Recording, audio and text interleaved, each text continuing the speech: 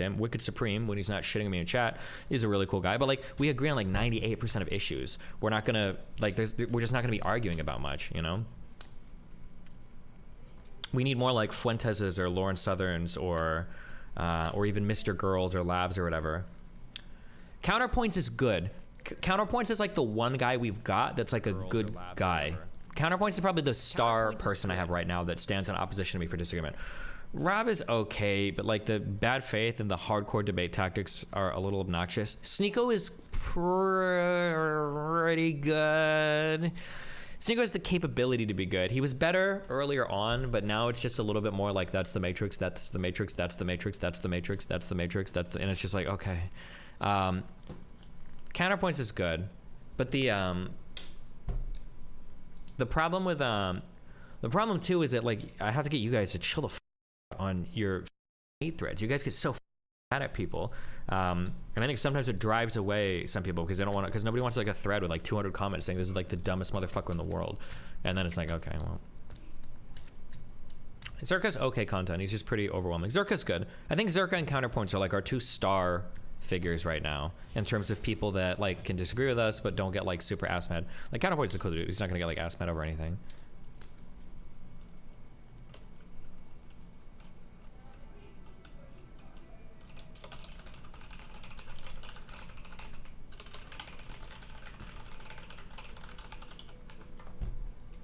Problem is Zerka's never serious. Yeah, I think Zerka might have a no jumper show. We'll see how that turns out.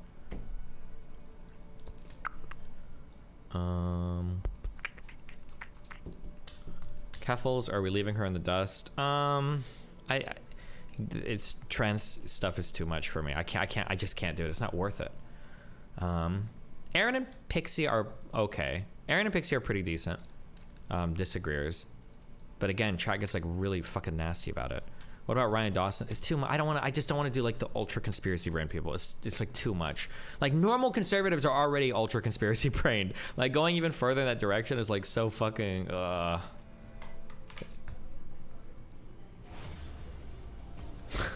True.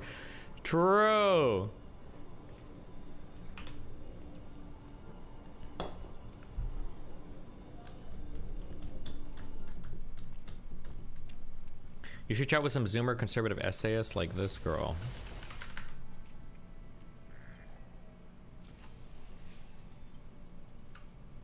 You enjoyed the 9/11 research, right? What if you picked a specific conspiracy with Dawson?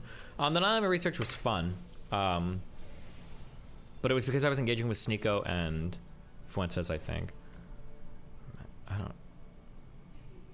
Haba is right about the term people of color. Okay. I legitimately don't even understand why people hate Pixie so much. Like Aaron, her communication style is pretty combative, so I can understand it. But Pixie, I feel, is pretty chill. I think Pixie has some speech patterns that can invoke anger. They do in me, at least. But the problem isn't even so much liking or not liking people. The problem is how binary you guys get when it comes to like your feelings about people. That you guys can never be like, oh, like I think this guy had a bad take, or even for me, oh, I think Destiny had a bad take. It's never that. It's always like, oh, this is like a long list of bad things where he's sliding off and I can't watch him anymore ever again, or like, oh, I have no respect for Pixie or Counterpoints. I hope they kill themselves because these are the worst things I've ever heard of my. There's like no in between. It's always like a binary, like this is the best take I've ever heard, or this person never needs to come on stream again and they hopefully kill themselves immediately as soon as they read my Reddit comment. There's literally no middle ground. It's so obnoxious. Is it really impossible to find a reasonably sane trans creator to talk with, or do you think it's just not worth it? It's not worth engaging with those communities because all of them call for permabans instantly. Like arguing more with black communities might be fun over like red pill stuff, or if we do like the Aiden Ross stuff, even that's a little bit sweaty though. Like just the people that just scream like trans people, and then black people that just scream like racism, transphobic, permaban, it's just like, it's so tired. It's so tired and played out. Ugh. I don't know.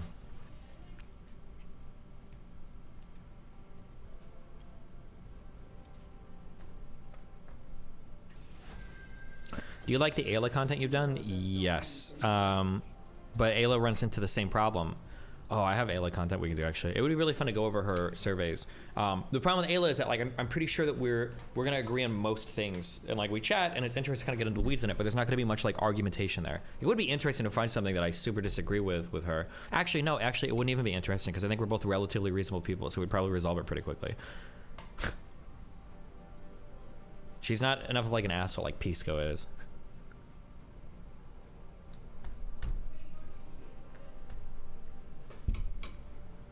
Do you think there's merit in the critiques of her research being unscientific?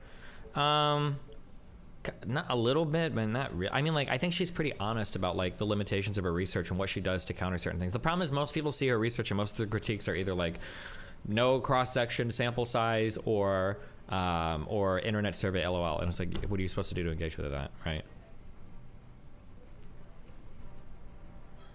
What about Rakita? I've reached out to Rakita a couple times to do like content, but it seems like he's just not as interested, so I'm not gonna force the issue.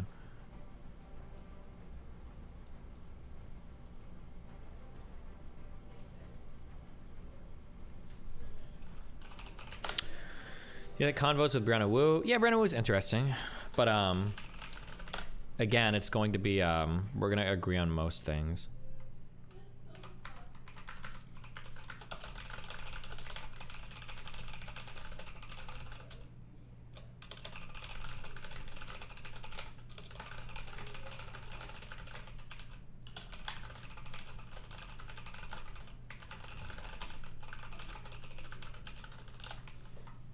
You realize more people just want drama instead of actual content? Yeah, but it's like the nice thing about the debating stuff is that it combines the two, right? Like, I think that's like Robin Hood's merry band of men. He was taking money from the rich and giving it to the poor. That was his specialty. Was it really the rich he was taking money from, or was he taking money from the government who was taxing people too much? Our economic systems are set up like that, to make a minority rich and a majority poor. But if 500,000 people in America can make $1 million, don't you think 1 million people can make $1 million?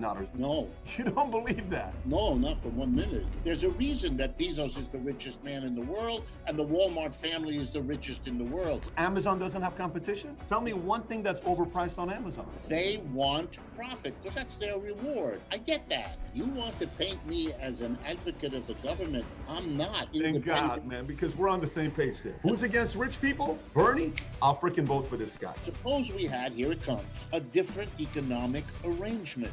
You know who writes the laws in this country. It's the lobbyists. Blaming the government is an American pastime. It's more popular than baseball.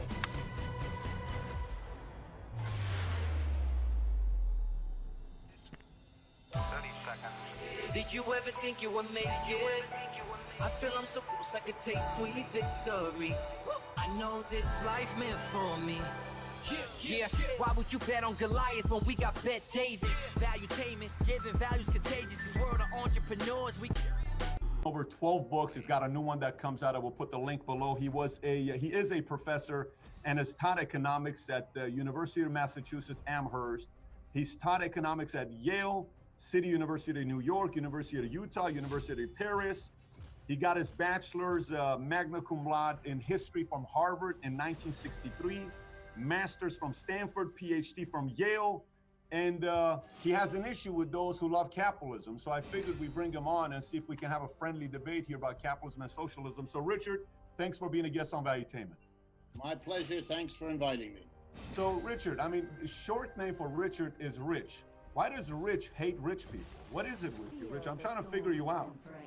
Actually, I don't hate rich people. Some of my best friends are rich people. If you go to Harvard and Yale, you're surrounded by rich people. Even if I didn't want to have them as friends, I would have had little choice in those places. No, it's for me, the problem is not the individual. The problem is the system. And so I don't hate rich people at all. I feel kind of sad for them because they've worked many cases quite hard to get to be rich, imagining that that's what life is about. And then they get very disappointed along the way. And after 3 martinis, they tell me all about it. You think they're working too hard and they're not enjoying life, and because of that, they would be much happier if they work less. That's what you think. Among other things, yeah, I think they'd be happier if not only if they worked less, but if the kind of work they did and the kind of relationships they have with other people in that work were different, they'd be an awful lot happier. And this is not just my opinion, that's what they've told me. So let me ask you this. A lot of times in life, like for myself, obviously we were just talking about the painting behind me. Many times when you go back and you see somebody, how they form their opinions, there is a certain trail on how they got to it, right? how did you get to the opinions and beliefs that you have today? If you can go back and talk about, I was raised in a family, here's my mom and dad, this is what happened to me at this age. I kind of want to know the underlying motivation that led you to believe in what you believe in today. Well, sure, I can give you some of the milestones, at least as best I've been able to make them out. I grew up, I was born in Ohio in the Midwest. My father worked in a steel factory in Youngstown, Ohio. But when I was 5 years old, we moved east and we settled in a suburb of New York City called New Rochelle. You may know it. And it was a commuter town. My father took the train into New York City every day, worked like really hard in the city, came home in the evening.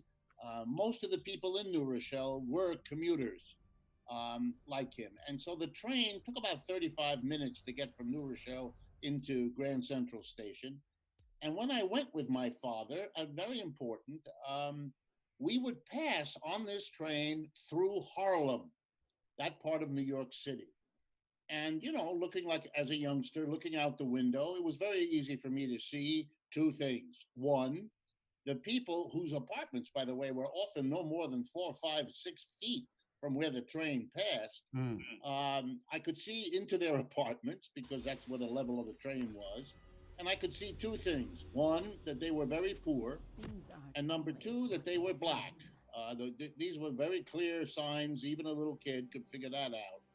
And so I asked my father, what is that? Why are those people living like that?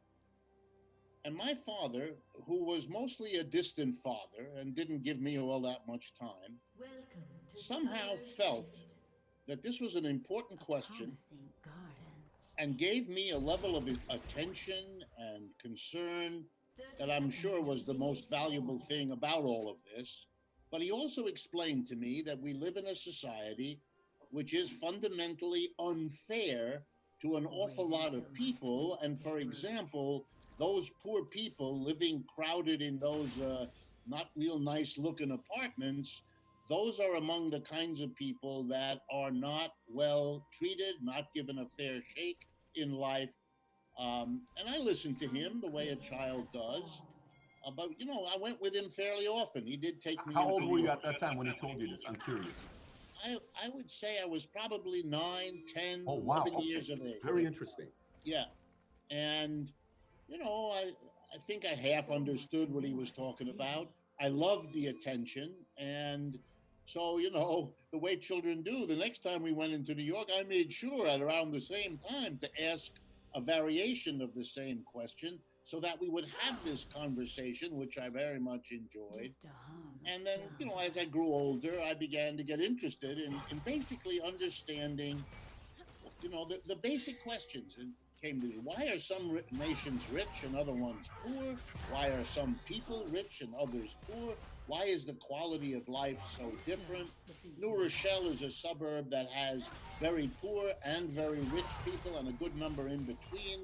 So I was constantly reinforced in asking that kind of question. Now, your pops, who was your dad's inspiration? Like, if I were to ask, who was your dad's favorite president? Would you say FDR? Would you say who was he? Who was somebody that he admired and he liked? I'm trying to think. I think the first person in this country, he was an immigrant. Let me go back. I was born in the United States. Got it. But neither my father nor my mother were. My father was French and my mother was German. So I grew up speaking French and German. Nice. I only learned English when they put me in kindergarten and I had to speak it. So the first person my father I remember speaking highly of was Franklin Delano Roosevelt. That person loomed large as a political leader who my father felt gave a damn about the average person, did a lot of things to help people in a very hard time, the Great Depression. And I remember hearing him talk very glowingly about FDR. Now, when you think about that, when you say FDR, so for you, you've had your belief system since you were 9 years old. It's not like you're somebody where you say, I used to be a Republican, my parents were Republicans, and I decided, I realized that's not the way to go, so I went and studied, and then I became a socialist because I met a professor. You've had this belief system for 60 some years. You've had it for a long time. I've had the belief system for a long time, but I've also entertained other belief systems. Partly, again, my father and my mother were very open-minded. They did not want me to be a parrot. They did not want me to parrot even their perspective. So in my home, there hangs a photograph of my first political act, which is standing at the commuter train station in New Rochelle, New York, holding a sign that read, "I like Ike," which was actually Eisenhower in the Republican race for president. And, you know, I had no problem doing that with my friends and my parents. They did ask me questions why I was doing it, but I told them why, and that was my business to determine. So they've been very good about that. I've never felt, and I did the same with my two kids. It's not my job to shape your political ideas. I'm sure some of that happens no matter what we do, just Sure, by the of course. name of it. But otherwise, I don't think that's appropriate any more than telling you what religious affiliation you ought to have or anything like that. Do your kids have the same political beliefs as you? I don't know if they're the same. In the way America works, they'd be left of center, but they're Okay. not the same. They're not. So the they're same. not as left as you maybe, but they're left of center. They're left of center. My son, much less left. My daughter, closer to me in Okay. that respect. How old were you the first time you read Communist Manifesto? 16 or 17.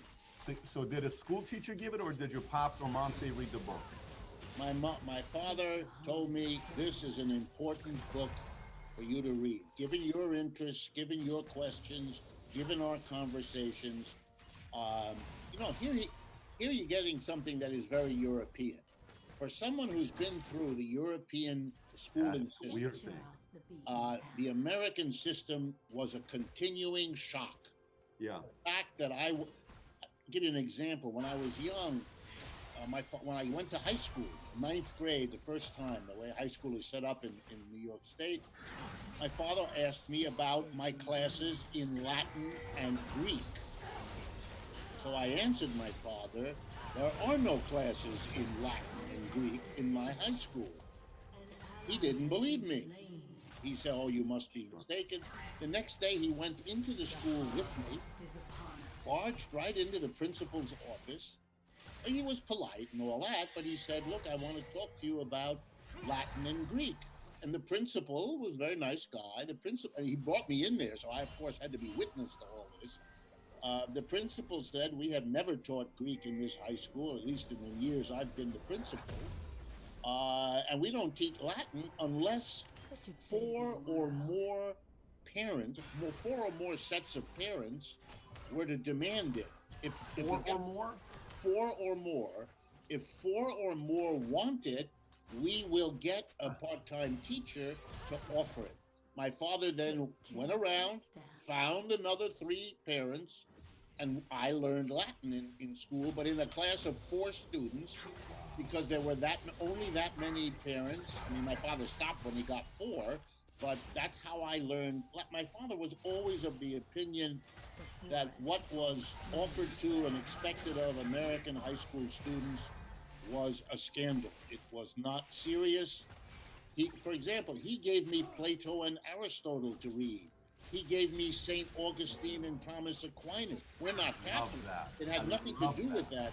But if he felt that an educated human being needs exposure to these great works, and he was aghast that the high school made no effort. Now, let me ask you, how old were you the first time you read Wealth of Nations or Atlas Shrugged? That was college. That would have been 3 or 4 years later. I read Adam Smith, basically because I had a freshman class at Harvard, that gave me, a few selected readings, 30, 40 pages worth of it. I found that so intriguing and so interesting because it was my question. Why are why are the Wealth of Nations? Why do some have it, some don't? Yep. It was a book that entranced me. I liked it. I learned from it. I've had respect for that work all my life, and right to this moment. So that's when I encountered that. And so when you read Wealth of Nations and you read Atlas Shrugged by Ayn Rand, both times when you were in college, did you at that point start debating the teacher? Did you kind of start defending more philosophies that were more from the altruism, more from the Karl Marx side, or were you a debate guy from the moment you started reading these books, or was it more just like, oh wow, interesting, let me see what this is about? No, I think I was more of a debater type. I wanted to fight. But to be real honest with you, and I'm assuming that's what you want, my teachers could not or would not answer more and more of my questions as I became a sophomore and a junior and a senior in college. And I could tell, because these were sometimes teachers I liked, sometimes teachers I didn't like on a personal level. But I could see that they couldn't answer my questions either because they didn't know what it was I was asking, or they knew, but it was frightening or scaring them to go into it. I could tell in some cases which of those it was. In others, I just guessed. But the level of discomfort that my questions would provoke made me back off. I didn't want to make these people's lives unpleasant. As I say, some of these were teachers I liked and I learned from. Yeah. I didn't want to be a pain in their rear end, but I could see that my questions put them in a very uncomfortable place. So what I did was, I didn't pursue it. I would ask a question. I tried to make it, word it in a way that wasn't confrontational. And then when I got a very dissatisfying answer, or no answer at all, I would literally, and I mean this, I would run to the library at the end of the class, bury myself in the library, the way few other students did, and read myself silly, trying to work out what a good answer to that question would have been that the teacher was unable or unwilling to do. So the opposite answer of yours, not your answer. So meaning the answer to the question you were asking. As if the teacher was to answer a question that they didn't have, you'd go try to find the answer that they should have given. That's right. Okay. Exactly what I tried to do. So, sometimes, but to be fair, I mean, I don't want to misspeak here. There were also cases where the teacher did give me an answer or kind of dismissed my question. That got me even more upset, and then I went to the library to reinforce my sense that I had a point to make here. There was some validity to what I was saying. And then I would learn that I was wrong in some areas, right in others. But, you get better educated if you're driven like that. If something is really important to you, you kind of read the article or you read the book in a different way from what you do if it's just an assignment in a course. You're an April 1st baby. I mean, it makes sense, as an April 1st. My dad is April 10th, and my former COO was April 12th, and my best friend from the Army is April 9th. You guys are wired in a very interesting way. I hire April babies because I love them. It's interesting you say that. When I was a kid in Iran, my mom and dad would put me in a Bible study in Christian Sunday school, and I would always get kicked out of Sunday school. And because I would ask the weird questions, I said, God loves us so much. Why did we get bombed? Why did so many people died? And they had a hard time with me. They would say, sir, you got to keep your son out of this because he's confusing the other kids. So I was an atheist for 25 years of my life. But let's go back to a part that you brought up. You said your dad was a distant father, meaning he did his best, but he was a hard worker. So when you did drive up to Harlem with him, you used that as an opportunity to ask more questions. Looking back, did a part of your motivation come from a place where you read a book and you said, you know what, if my dad didn't have to work as hard as he did, I probably would have been able to spend more time with him. Did you ever process it that way or no? Yes, I did. I was aware. I don't remember whether this happened to me, this recognition that you point to, in college or in graduate school. But one or the other, I had a very, very clear sense. And I became a little bit psychologically self-aware. I should put in parentheses, my wife is a psychotherapist, and my daughter is also a psychotherapist. So I am surrounded by, I've been tutored in psychological understanding for many, many years by two people who are very close to me. But in any case, yes, I had a sense that my father, as an immigrant here in the United States, had to work very, very hard. All of his education in Europe, all of his connections, all of that was gone. All of that was left behind when he came here. He really had to start from nothing. He worked his rear end off. I do believe, not to be dramatic, that the heart attack that finally killed him was not unconnected to the anxieties of making it here, to the insufficiency of money.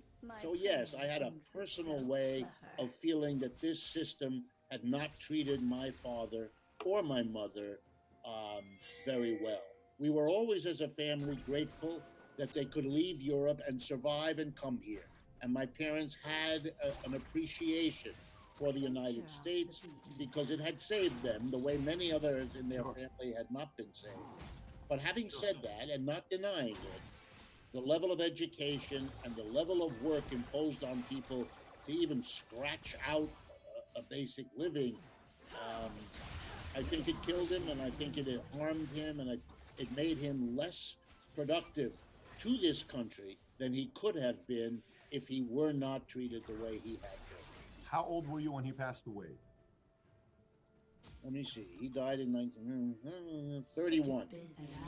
You were 30, so you were young when he passed away. So Yes. You passed away early. Okay, I can see how that can be a painful experience. But let me ask you this. Would you consider yourself a hardworking man? Would you say you're a hardworking person? Yes, I am referred to by most of the people who know me as a workaholic. So if you're a workaholic, maybe because your father sounds like my father, okay?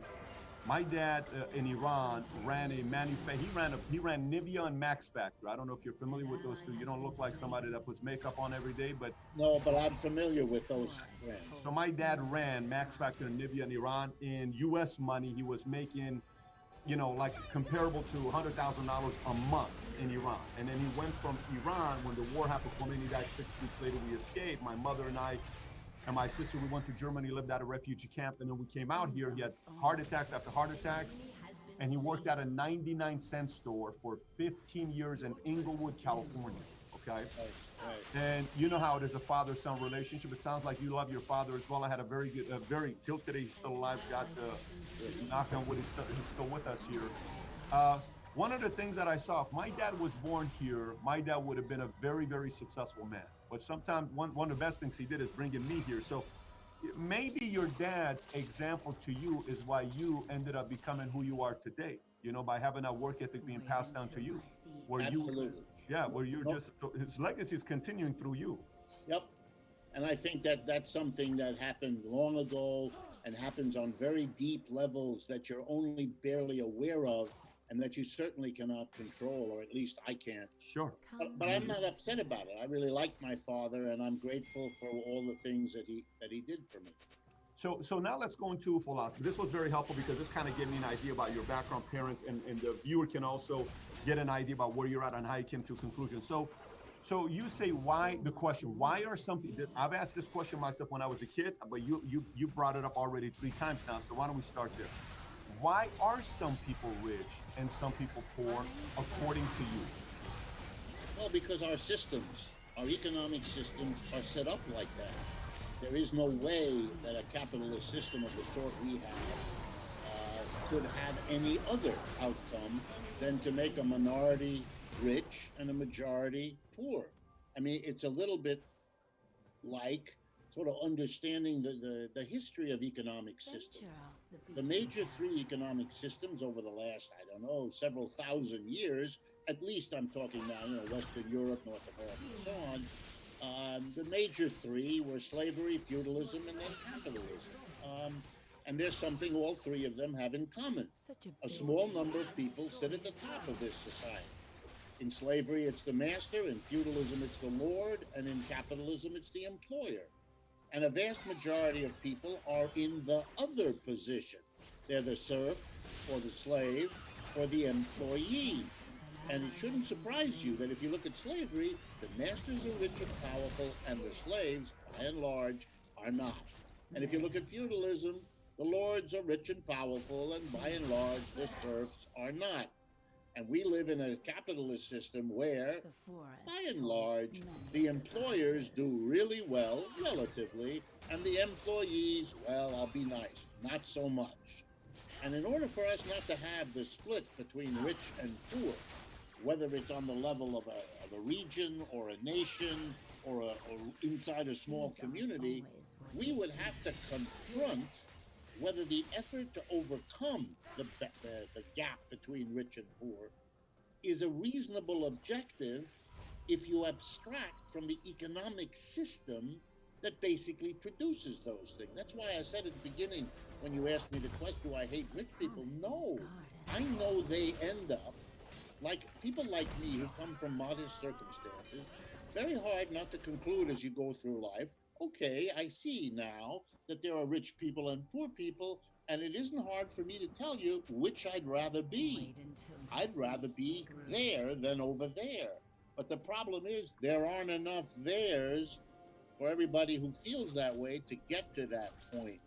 And it's a very sad reality that is hard for people to come to terms with, which is why people like Ayn Rand can be popular, because she presents an idea that suggests, oh, we could all do this.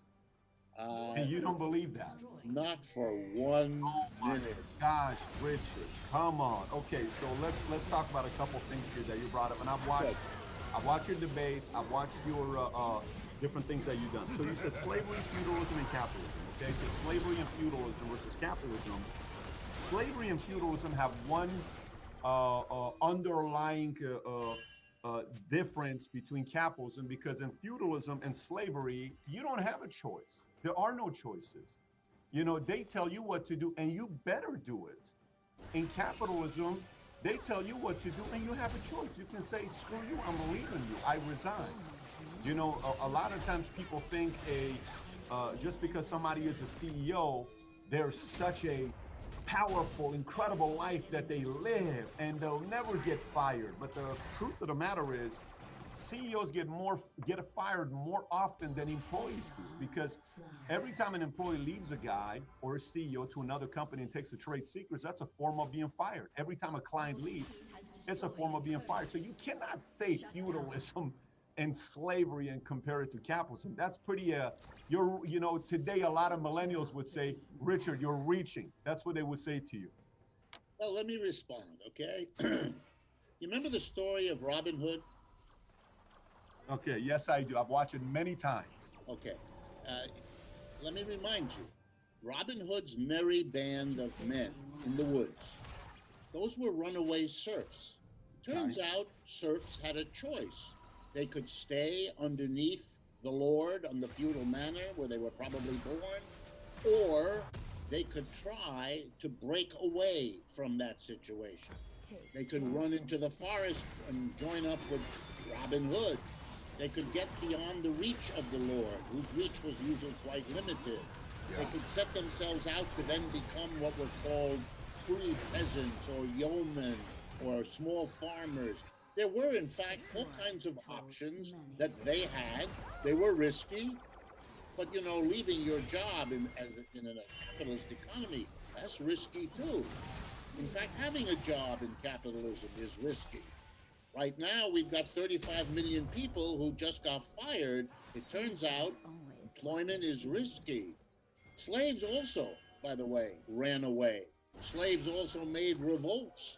Slaves also carved out for themselves much better conditions than they had been born into through a variety of mechanisms. The portrayal of all of them as unfree, which is the way the literature does it, and capitalism as free, strikes me as an extraordinary reach, since the vast majority of people who are employed by a capitalist, an employer, either live with that or they're free to quit, in which case their basic option is to go be an employee of somebody else as an employer, which is not quite the escape you might want to recommend. It's a choice, but it's not a choice to escape the system, because you really can't do that in most cases. And if you were to suggest that an employee can go out and start his own business most of them really can't, and many of those who do end up in a situation that many small businessmen and women will tell you about, which is they work harder than the people who are employees and look longingly at the possibility of going back to be an employee because, however ugly and unpleasant it was, working for yourself can be even worse. So now you touched on a lot of things, so let me take them one at a time. I took notes. I'm taking notes here. So you're the professor, Good. I'm the student, I'm taking notes here. All right. So let's talk about Robin Hood. So Robin Hood was taking money from who and giving it to who? He was taking money from the rich and giving it to the poor. That was his specialty. But was it really the rich he was taking money from, or was he taking money from the government who was taxing people too much, Richard? You got to tell the true story of Robin Hood. Well, I grew up in Iran. I watched it a few hundred times. So Okay. he wasn't taking money from the rich. He was taking money from the government that are so noble. They want to do such good things for the people. No. And he was Well, giving it to the people. maybe you and I read all the Mr. Robin Hood story a little I different. watched it in Farsi. Maybe the translation was incorrect. I don't know. I don't know either. But here's the way I read it. Yeah, he was against the government because he saw the government as in the clutches of the rich. And so for him, whether he stole from a rich traveler going through the forest, or he had pitched battles with the sheriff of Nottingham, if you remember his arch enemy, for him, the distinction between the rich people and the politicians those rich people had in their pocket was a difference he didn't care much about. He would take from either one of them or both of them and give to the people that they together were putting on the short end of the stick. Yeah, I don't. If you're asking about some of the, so again, it goes back to the taxation. They were taxing the hell out of the people.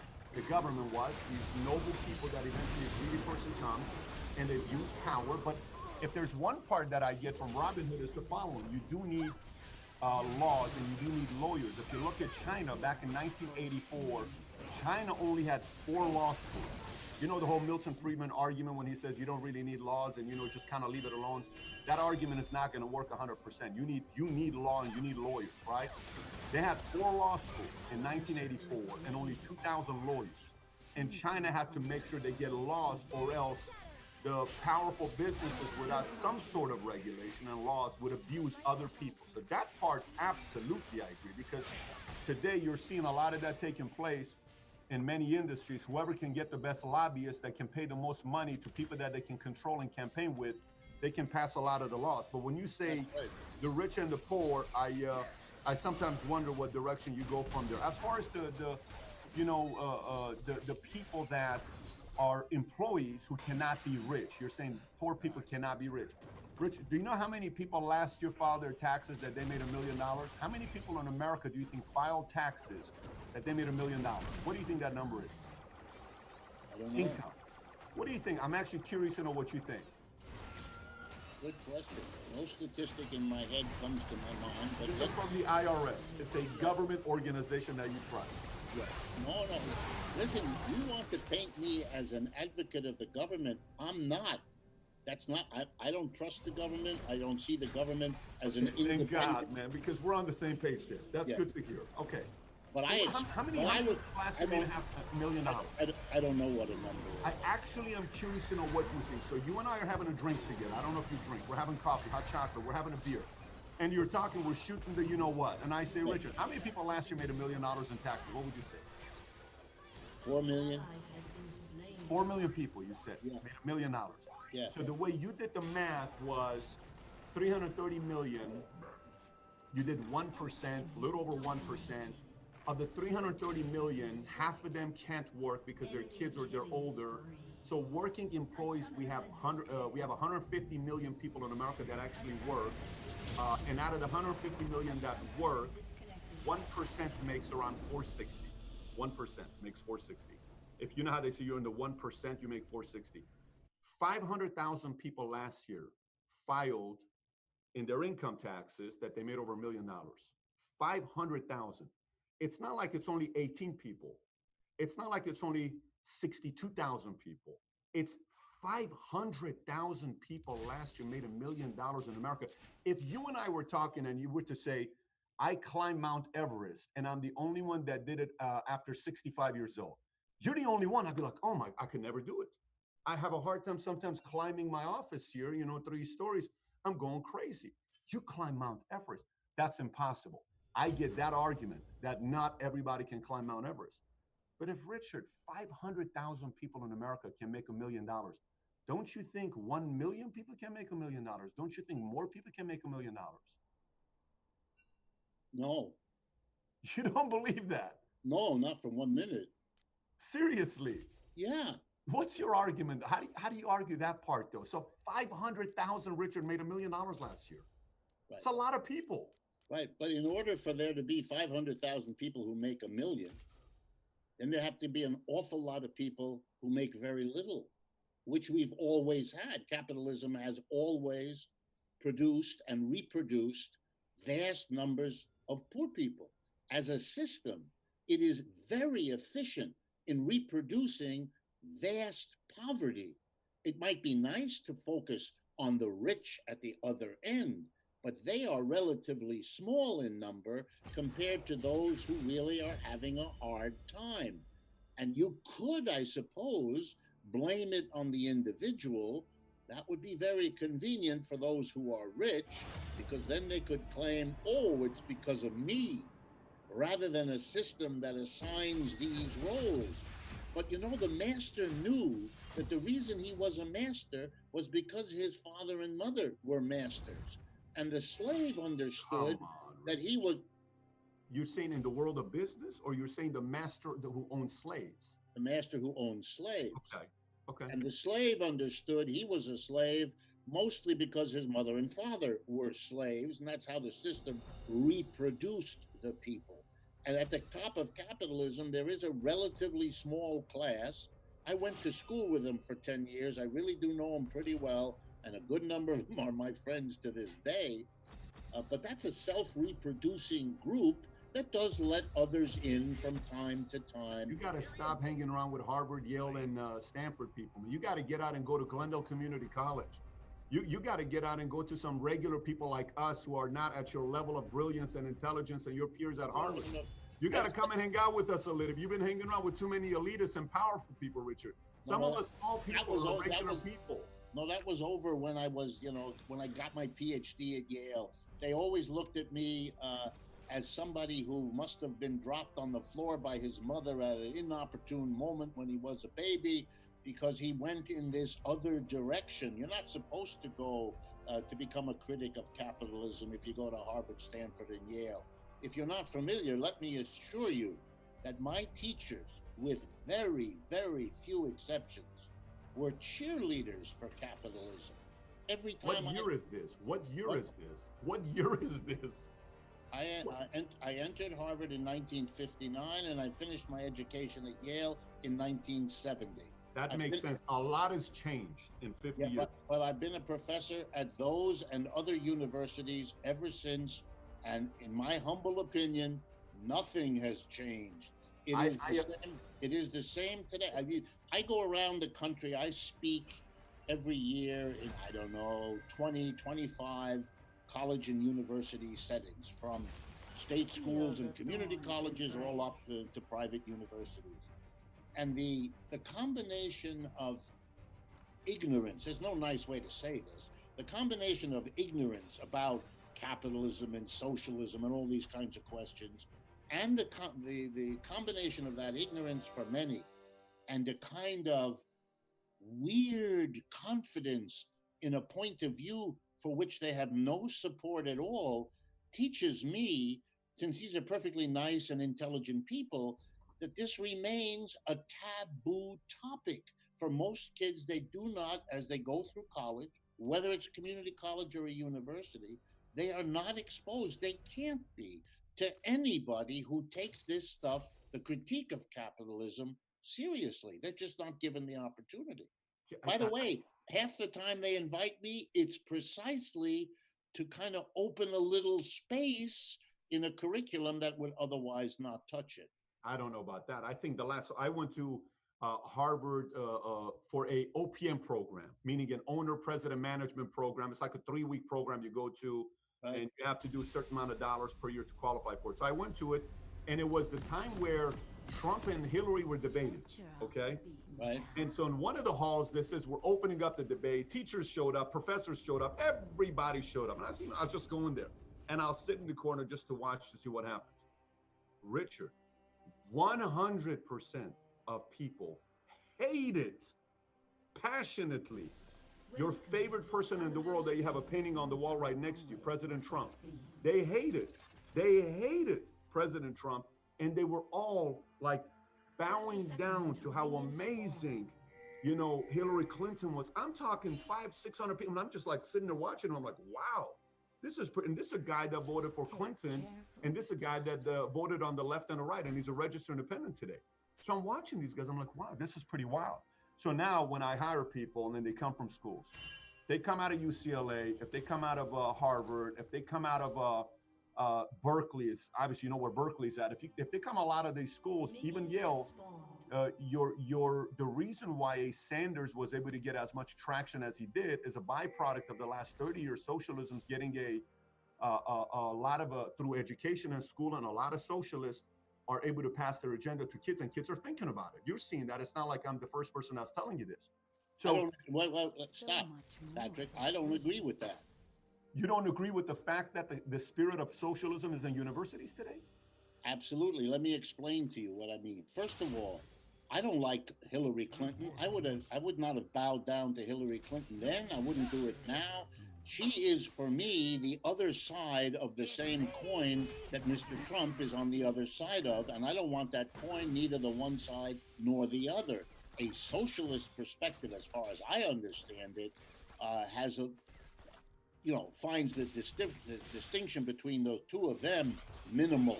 It's not zero, but it's minimal. And an excited supporter of either of them, you would not find me to be. Now, on the question of Bernie and the interest in quote-unquote socialism, I go all over the country. I really do. I interact with these people all the time. And here's what I can tell you, which may comfort you, may upset you, I don't know.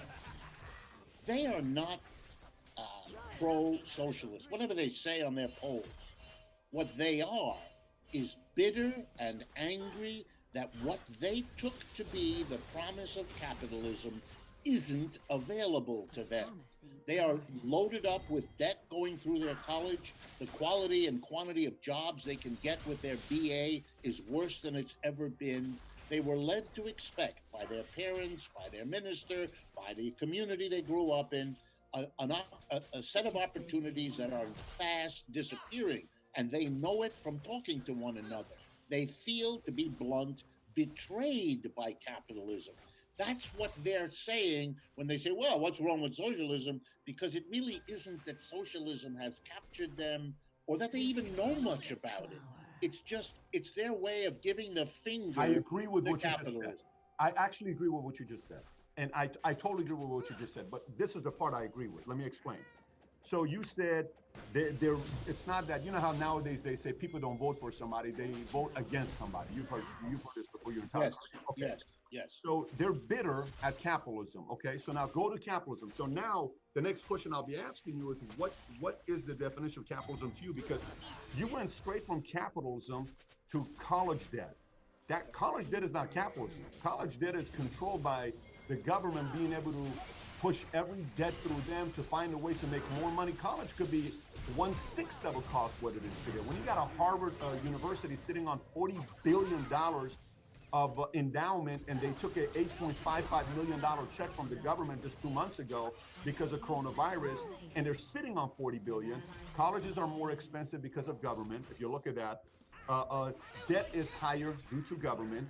They don't have to lower the interest rates the way they are to where it is today.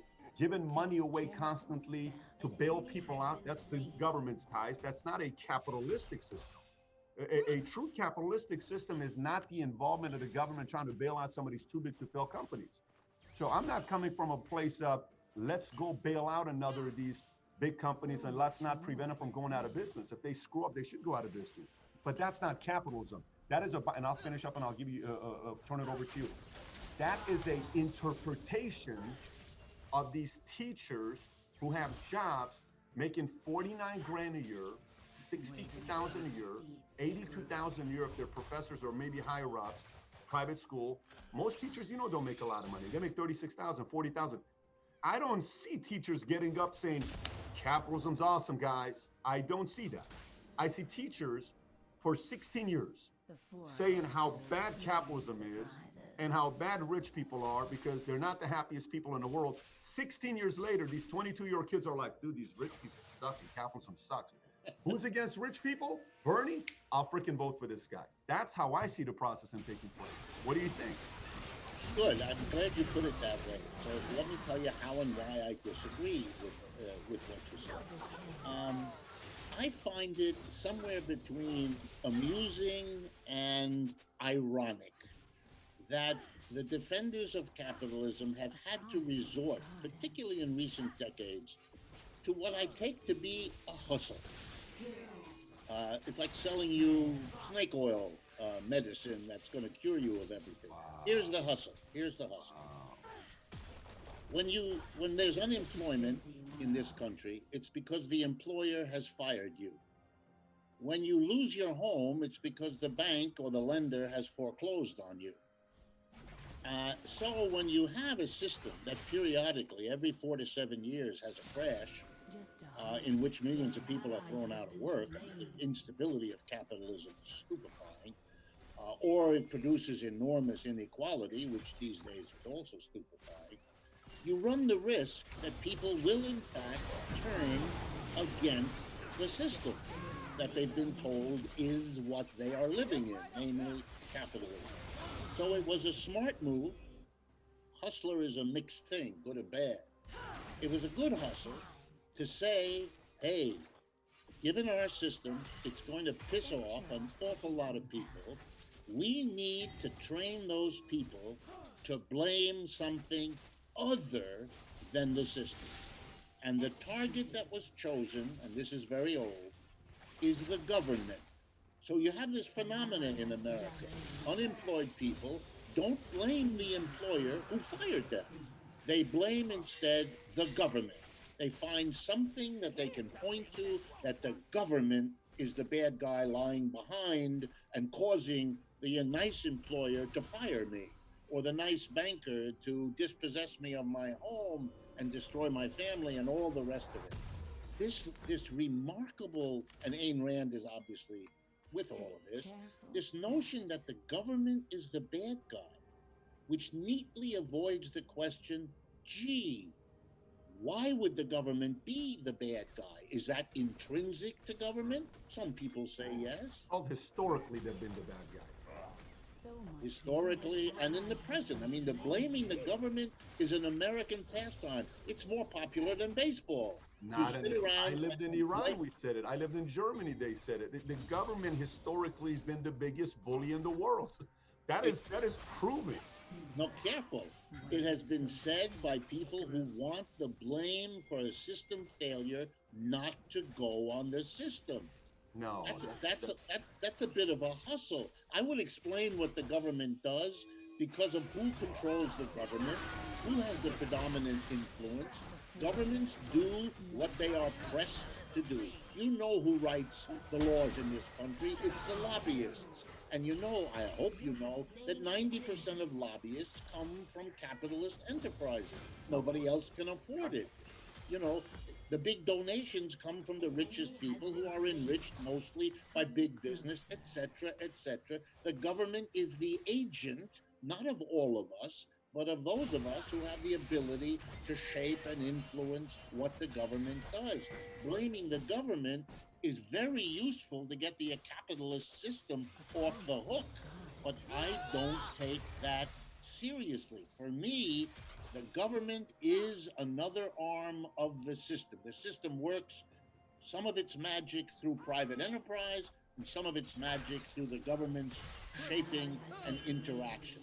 And for me, that's what socialism, one of its important insights, is to understand that the pretense of the government as an independent actor in the society is mostly phony. It's false. It's not what's going on. And that the change, therefore, can never just be elect Tweedledum or elect Tweedledee. Clinton, Trump.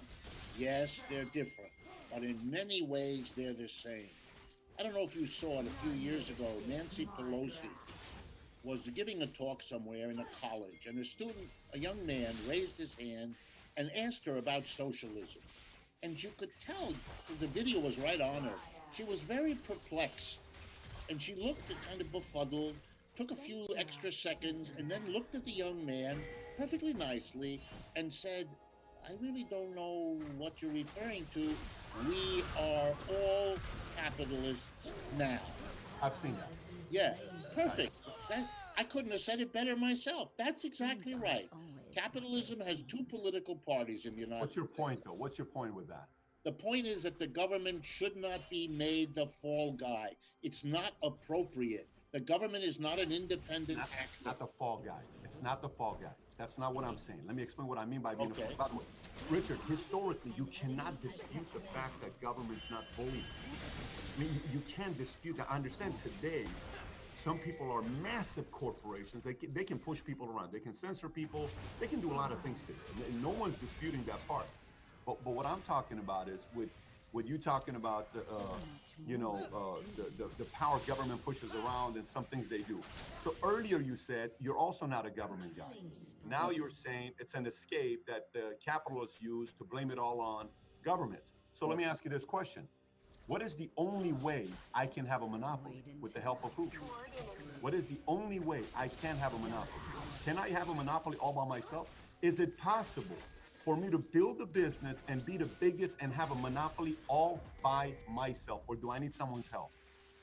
According to everything that the discipline of economics has ever argued, the answer is for sure you can do it by yourself. There's no way in the world I can do it by myself. No way in the world I can. Let me explain to you why I cannot do it by myself. So, Okay. I need the laws to be on my side because I need you who work for the state, that your campaign's coming up, to tell you, I need you to make the barrier to enter very, very tough and allow me to buy that company for $17 billion to put my competition out of business for me to own a monopoly. And without your approval, I can't have a monopoly. Because with your approval, if you follow the law, I get stopped. I can't make certain moves. The only way you see monopolies is with the help of the government coming in and saying, don't worry about it, I'll help you out. Let's go make this monopoly out. Or else it's not possible. It's not possible to do so. Let me give you the counter argument. We have two basic laws in the United States against monopoly. Right? One is the Sherman you know the story, okay? Those laws were fought for by the victims of monopolies that had come into power independent of governmental support. The whole purpose of those laws was to not only prevent the government from helping monopolies, but to put the government in the business of breaking up the monopolies that had formed on their own. In economics, here's how the logic works. So if you look at the cost of producing a commodity over time, the line, the cost curve, it's called in economics, keeps going down. It's basically the law of the larger the quantity of goods you produce, the cheaper each unit costs you, and that's kind of built into modern technology. Sure. So if you have 500 firms competing, each one trying to capture the market for whatever, the one that gets the jump, for whatever reason, in step one, to be able to sell more X's than the other guy, will be able to produce at a lower cost. Eventually, when you follow the logic, there's one guy left. The one who produced the largest amount, therefore got it to the lowest cost, could charge the lowest price, and that would outcompete all the others. Monopoly is the product of competition. The irony of, by the way, this is in Adam Smith, not just Karl Marx and others. The logic of capitalism is a competitive system that destroys itself. And that has in fact happened and led to the opposition of other companies and the public who don't want to be ripped off by this process.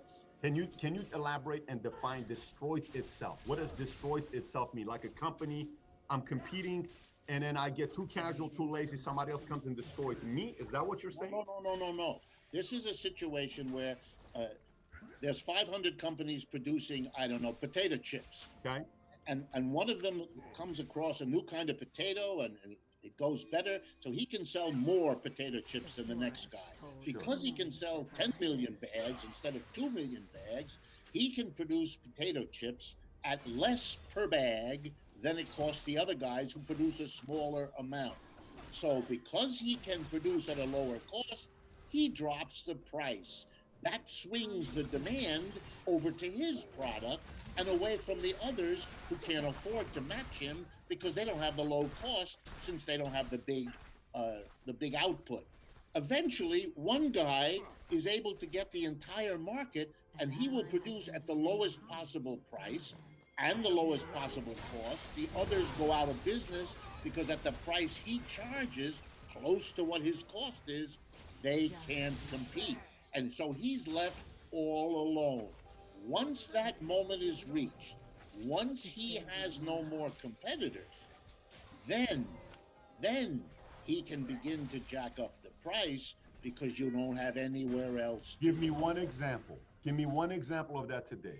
One example of that today. Why you want it today? It's all through history. No, give it to me today. Give me one example of that today. Microsoft? Amazon. Amazon doesn't have competition and Amazon charges up prices? What's expensive on Amazon? Amazon has driven almost everybody out of But what is expensive on Amazon? Name me one thing that's overpriced on Amazon, Richard. Your argument, I want to give it to you. Tell me one thing. That's not my argument. You said eventually they raised the price. I'm just repeating what you said. Tell me one thing that's overpriced on Amazon. They're not ready to at that point yet. They're not the only deliverer. That's just not possible though, because right now Amazon is scared shitless of Walmart. Right. They're scared shitless of Walmart. That's because capitalism works. Now, my concern is the following. My concern is Bezos moves to DC. He moves to DC. That scares me. He moves to DC. He gets in the pocket of lobbyists. I'm not sitting here, oh my gosh, Jeff Bezos is the greatest entrepreneur. That's not what I'm saying. My concern is his next move is to buy politicians to be able to bully the other guys. That's my concern. I'm not okay for that, but you cannot tell me that the prices at Walmart or Amazon are so expensive. That doesn't make any sense because it's not true. Well, I mean, it depends what you mean by expensive, but I would tell you that they also make very careful arrangements not to put each other in that competitive situation. They're exactly aware of what I told you. They're aware that this is a race to see who gets to be the one with the lowest cost, and that whoever that is, customer wins. Wait a minute, that's the way the game is played, and that's how you go out of business. These companies then can get together when they've gone down from 50 or 500 to only 6 or 7, and then they work out an arrangement. The history of antitrust is the history of the government breaking in at those times because, like with Amazon and Walmart, there's a reason that Bezos is the richest man in the world and the Walmart family is the richest in the world. They have jacked up the prices above their cost. Oh my gosh. Because they have no competition. It's the complete opposite argument. The argument is John Doe's market in Toledo was selling milk for $4.59. Walmart came in and says, this guy's charging it for too much. We'll sell it to you for $3.59. John had to lower it to $3.49 to be able to compete. It's the complete opposite argument. No. That argument doesn't have weight behind it, Richard. It does. It's always been the history. You lower the price, you drive out your competitors, and when you have reached down to 3 or 4... There's not one example of it today. There's not one example of it today. Listen, that's the history of the automobile. But I'm telling you today, you don't have one example of that today. One. We had a dozen. What is overpriced? What are you buying that's overpriced? What are you buying that's overpriced? Everything you buy from Amazon and Walmart is priced higher than a competitive alternative would price it. What are you talking about? Everything I buy on Amazon is cheaper than the other places I buy. That's why people are buying on Amazon. So if you would have taken the argument the other way around, that's where I get stuck. So here's a suggestion for you to know that a capitalist gets stuck. The part that I get stuck is if you say to me, well, what about poor Bobby that runs a small market with 7 employees and he can't afford to pay the minimum wage because when Bernie Sanders went up and said, raise the minimum wage, Jeff Bezos, to $15 an hour. And you know what Jeff said? Oh, thank you, Bernie. You just put out 50% of my competition. I will gladly raise it to $15 an hour, Mr. Socialist.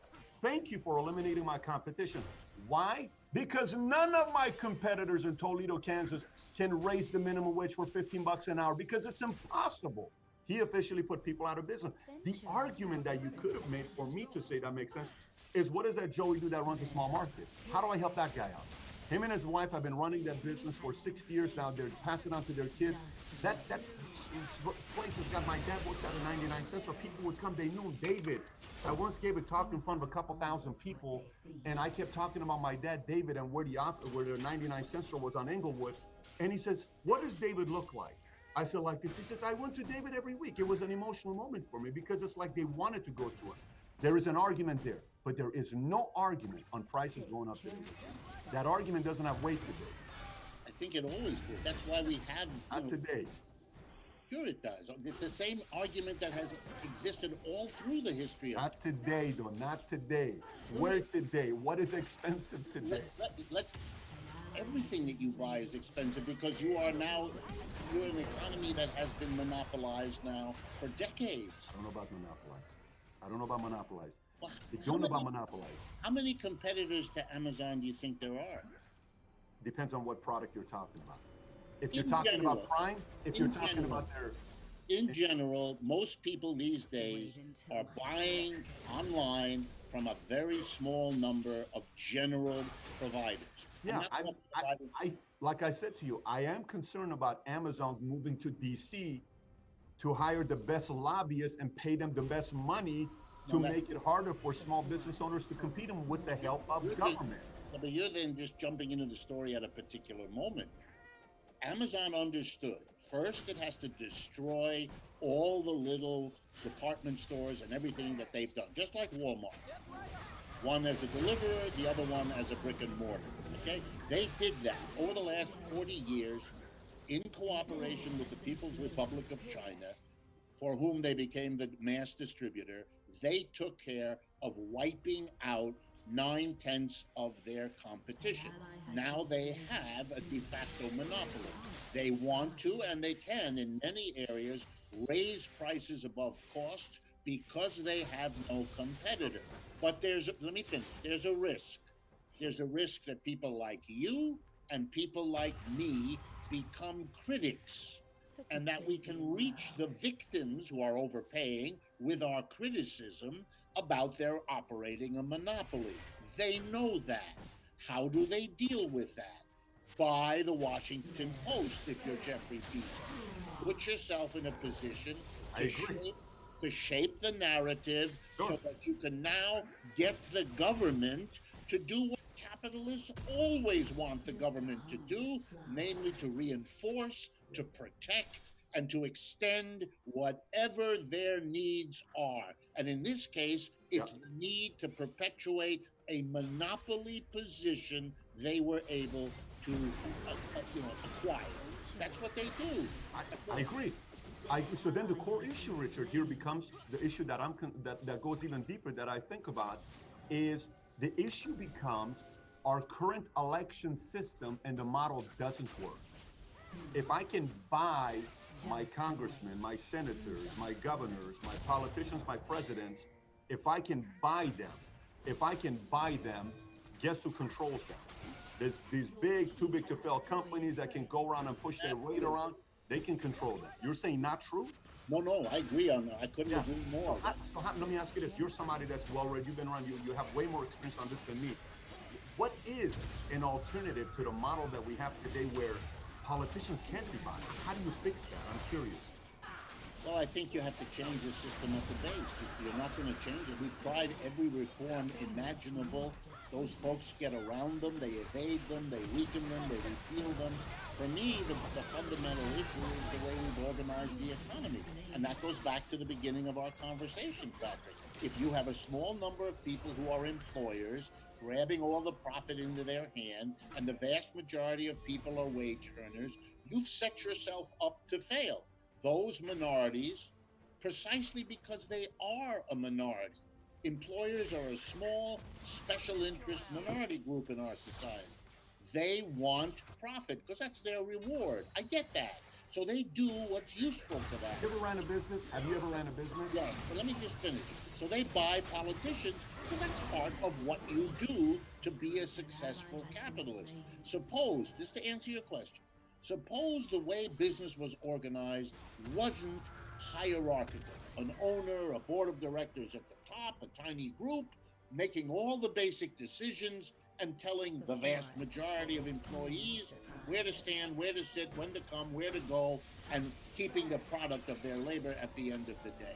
If we didn't have that, suppose we didn't have that bifurcation, the employer and his group and the employees, small group, majority, minority, majority. Yeah. Suppose we had, here it comes, a different economic arrangement. Let's call it, for lack of a better word, economic democracy, or let's call it worker co-op. Here's the way it works. Everybody in an enterprise is equal. One person, one vote. We decide together what we're going to produce, what technology we're going to use, where we're going to produce, and what we're going to do with the output. No split between employer and employee, because we, the employees, are collectively our own boss. The desire of 95% of the small businesses I've ever spoken to is to be my own boss. Here's a way for the employees to run the business. And guess what? If the employees and the employers are the same people, there isn't a split on what the government is supposed to do. Because if you lower your own wages to make more profits, you're just moving your money from one pocket to the other. It's an idiot's activity. It is a new world which maybe can support a government that genuinely respects one person, one vote, instead of pretending to do that. And you and I both know who controls the government, who controls and buys the votes, and all the rest. You ever owned a business before? I've worked on several businesses. I've started 2 or 3. I've been on boards of directors. When you started those 2 or 3, what happened to your businesses? Some went out of business, some survived. The ones that survived, how long did they survive? They're still going. Some of them are 30 years old. Are they profitable or non-profitable? Well, it depends on what you mean by profit, but they had net revenue, and that's how they survived and grew. How dare you make profit? You ought to be ashamed of yourself, Richard, to be making profit. How dare you make profit off of people's back? How dare you run a profitable business? Oh, you ought to be ashamed of yourself, Mr. Professor Richard Wolff. That's how we started, Patrick. I don't hate rich people. I understand they're players in a system. I'm a player in the system too. I breathe the foul air. I buy goods that are made in China with the wrong conditions. You know, my sneakers are made by children in Indonesia. I get it.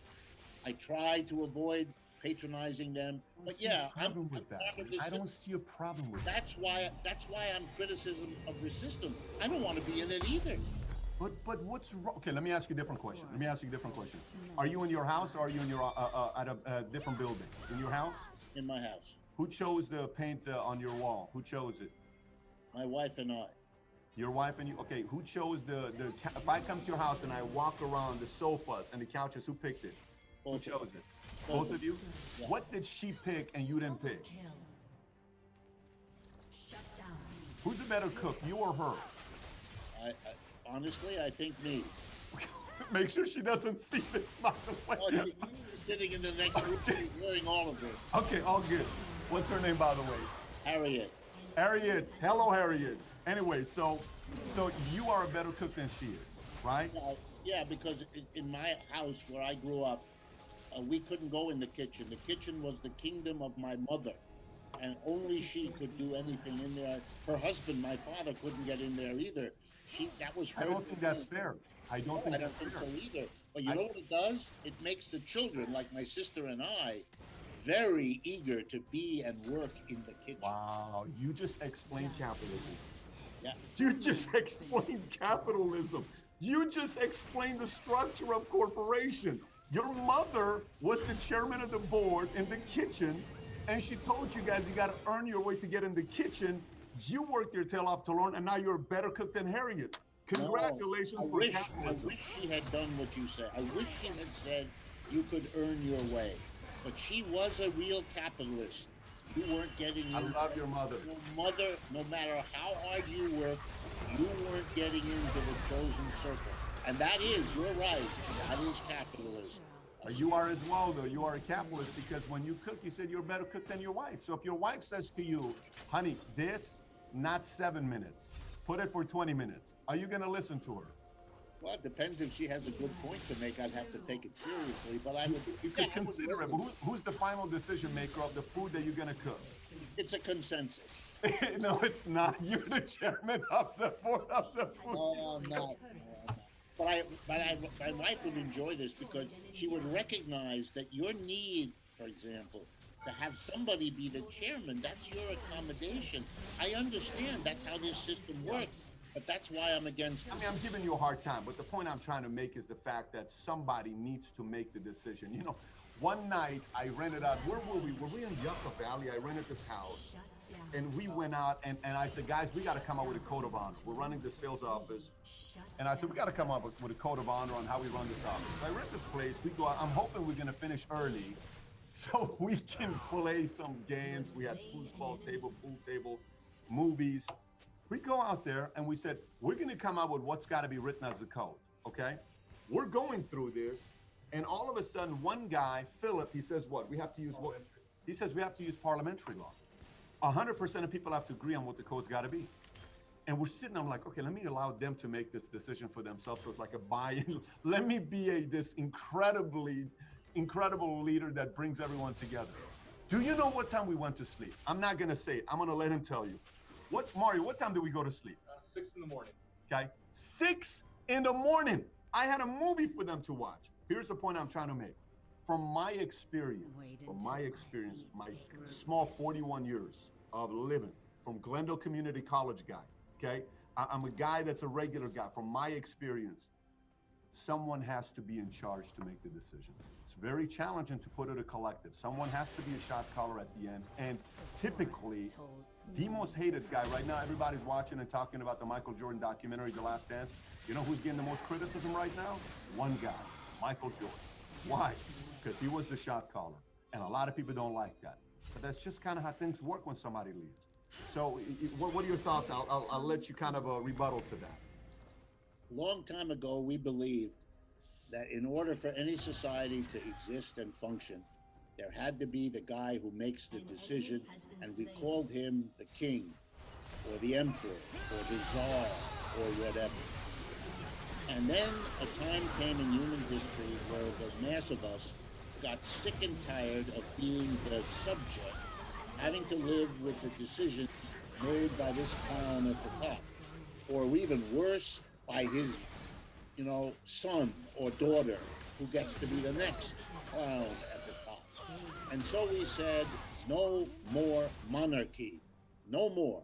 We were even mad occasionally and cut their heads off, as in France with the guillotine, right?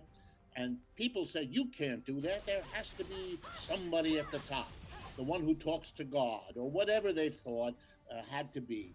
And the rest of us or our ancestors looked at them and said, it doesn't have to be. We could live in a society where we all have some say, some input. We don't have to have one person telling everybody else what to do. And the irony I like that. I'm glad that happened. I support that. I like democracy. I support that as well, what you just said. Okay, so here comes the argument. I don't like having the king, who isn't allowed in public society, to find his new place inside the enterprise, where we allow him to function as the dictator who tells us whether we have the job or not, whether we will work over here or over there, who takes the fruit of our labor and decides where to sell it and what to do with the revenue.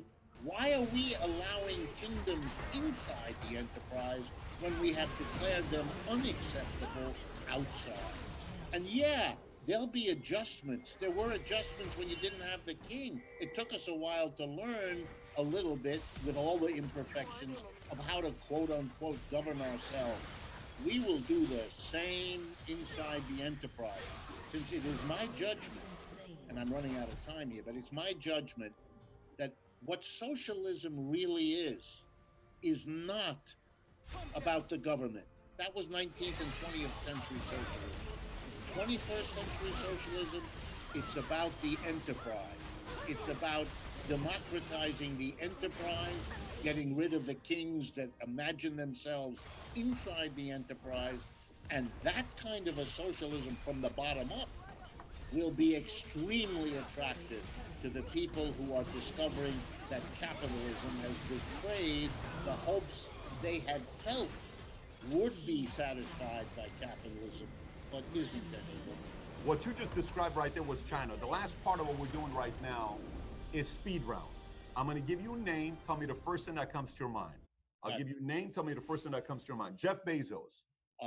Obscenely wealthy person who is making individual decisions about tens of billions of dollars that were produced by the army of employees he has, who ought to have some say, as the rest of us do, about what is done with that wealth. It is obscene for one person to make those decisions that we all have to live with. Warren Buffett. Same thing. Rockefeller. Same thing. Gates. Same thing. Carnegie. Same thing. Musk. I don't know very much about Musk. Soros. Soros. Pretty much the same thing. Karl Marx. One word. Insightful. Insightful. Okay. Trump. The product of a system in deep trouble. Bernie Sanders. The same. Reagan. A grade B actor who was a puppet for the interests that needed to have a puppet at that time. Obama. A person who promised hope and change and delivered neither of them. Biden. A very sad mistake. Ayn Rand.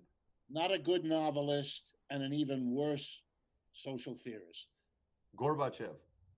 A sad character who tried to hold together a disintegrating system.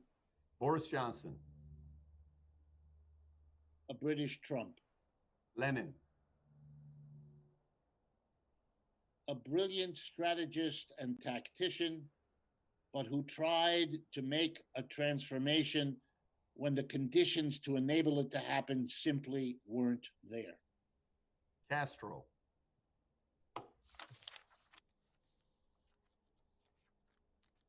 Like Lenin. Like Lenin. By the way, who do you consider a great leader? I'm curious. Like, who to you is a great leader? Is there a name? Like somebody you would say something nice about. You seem too upset. I want to finish it on say something nice about somebody. Who do you like and you admire? Who do I like and who do I admire? Well, let's go back to Marx. I learned a lot from reading Marx.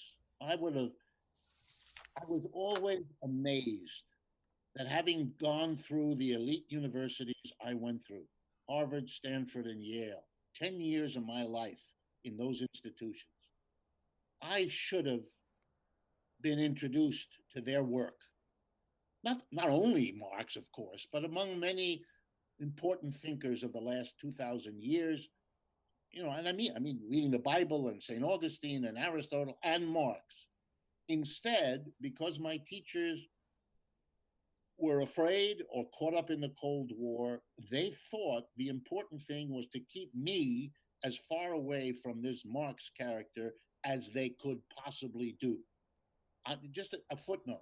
In those 10 years, I was never required, and I have a PhD in economics, I was never required to read one word of Marx's criticism of capitalism.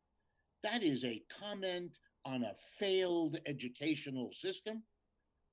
And because I find Marx's work so insightful, not that Marx didn't make mistakes, of course he did, et cetera, but as thinkers go, you could do a lot worse, and with very few would you get as much powerful insight into society as you get from him. So I'm an admirer. And the only reason I accept the label Marxist is not because I'm some blinded follower who's uncritical. It's just I want to affirm what was denied to me by an educational system that wants to present itself as the best in the world and isn't even close. Richard, well, by the way, I recommend Communist Manifesto to a lot of people. I think when people read it, they even become bigger capitalists. That's the great thing. So that's why I recommend them reading the book. But Richard, where can people find you? I know you got a podcast going on, and if you want to tell us about your latest book before we wrap up. Right. My latest book is an answer to millions of questions that are sent to us.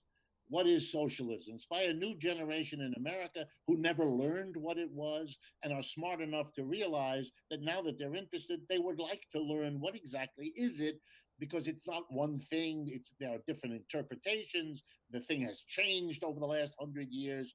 You need to learn it. And I wrote a short book called Understanding Socialism to meet that demand. I produce with a group a regular weekly radio and television program. It's called Economic Update. If you're interested in it, you can find out where the radio and the TV carry it. But every program is put up on YouTube. You just go to YouTube/Democracy at Work. And that's where you'll find it. The Democracy at Work refers to what we've finished up talking about, converting the enterprise into a democratic institution instead of the hierarchical top-down that it has been. We're going to leave the link below, both to your show as well as your book. Richard, I have really enjoyed our conversation today. Thank you so much for being a guest on Valuetainment. My appreciation also for you, really. I appreciate that you do what you do, that you do it in the way you do, and that we can have a conversation with and without agreement. And that's what real friendship and intellectual seriousness ought to be about. I appreciate that. Thank you. Have a wonderful day. You too. You know, a lot of people ask me questions. They say, Pat, how do you choose your guests? How do you come up with your guests? Do you agree with every guest you choose? Obviously, after today's guest and the last week's guest I had with Slavoj Žižek, who's a communist, we don't agree philosophically. But today's guest, today's interview was one of my favorites I've ever done before. I want to hear your thoughts. Comment below. Also, if you watch this interview and you enjoyed it, I have two other videos I want you to watch. One of them is with the communist, Slavoj Žižek, and the other one is a video I did, 10 reasons why this guy, I love capitalism. If you've not seen it, you got to watch it. And if you've not subscribed to the channel, please do so. You know, a lot of times people ask me a question. They say, Pal, what's your favorite product in the world? And the answer has always been the same. My favorite product in the world is people. I can't get enough of people. I want to know your birthday. I want to know how you met your girl. I don't want to know how we met your boyfriend. I want to know about your parents. Who are you closer to, mom or dad? How was it growing up? Who were you in high school? I want to know. I'm curious. Hallo?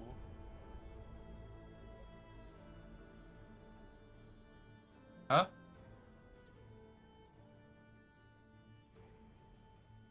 Ja, ich glaube. Ja, ich mach gar nicht. Ich habe nur dich lauter gemacht, weil du auch leise bist. Nee.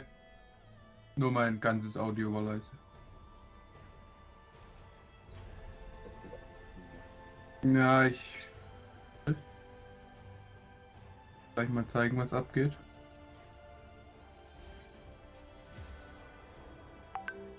WhatsApp.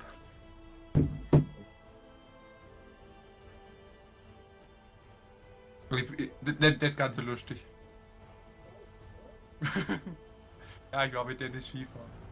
Dennis hat einen schlechten Einfluss. Sag dir, wie es ist. Nee. Nee, mich hat einer abgeräumt.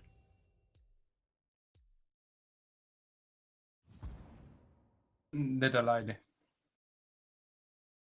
Ja, es war so eine Y-Kreuzung und wir haben uns halt einfach getroffen an der Stelle. Doch, doch. Ja. Ja, jetzt ist noch nicht ganz sicher, ob er gebrochen ist, das Handgelenk, oder nicht. Doch. Aber er sieht nichts. Ja, oder er ist sich nicht sicher. Deswegen hat er mal, es gibt Sinn gemacht, am Mittwoch muss ich ins CT. Was? Ich habe jetzt gedacht, du gehst dich auch beim Skifahren verletzen und wir sind beide krank.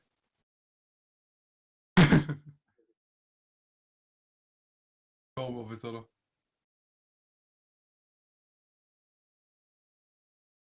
Ja. Gute Zeit. 12 Stunden hier.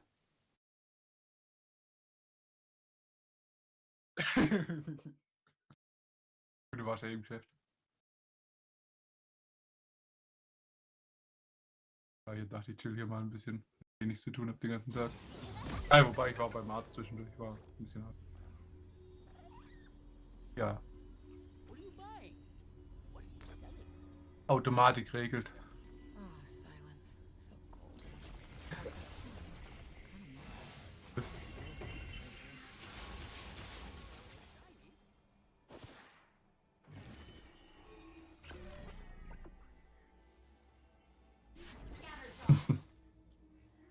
Verkäufer. Rebellion puts the fire in my blood. Nein, das ist so anstrengend. Okay, allgemein League spielen, ich sehe schon, das ist sehr anstrengend für meinen auch Jugend. Auch sagt ihr, wie es ist. Compromise is so Ja. unsatisfying. Ging's mir, glaube ich.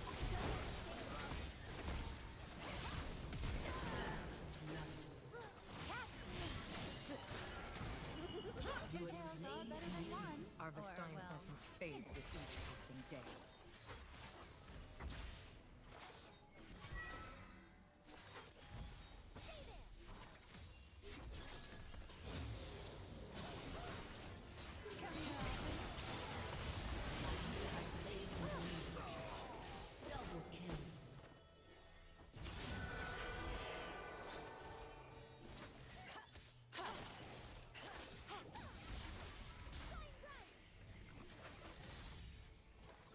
Ja, musst du das CBF-Panel machen oder was?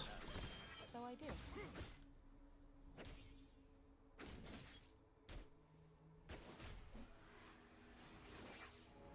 Ja, kriegen die auch großes Panel. Nice. The Khan were here, I'd make out with him until his ears bled. He loves it when I do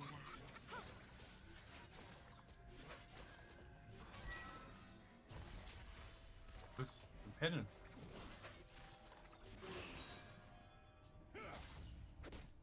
Bilder ist nämlich kein einziger mehr drin.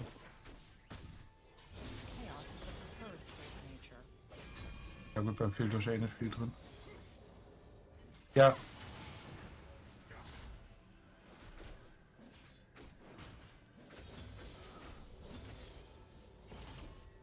We've established Der Füller ist the riesig. half of our full glory. Die Firma 3.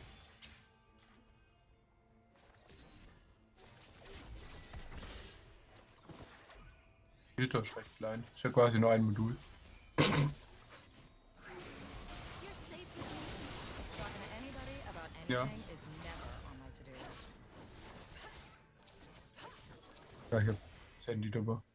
Muss morgen gehen, glaube ich, auch schon ins Geschäft. Gut, im Zweifel liegt's ab unter Legacy. I'll do that PowerPoint-Präsentation. twice, just to be sure.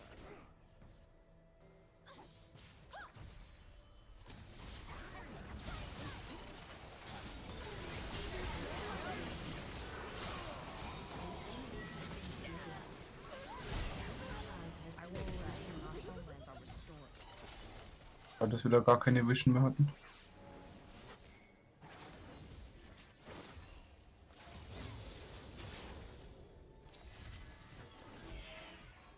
Ja, jetzt habe ich auch wieder ready. Thousand cuts is only the beginning.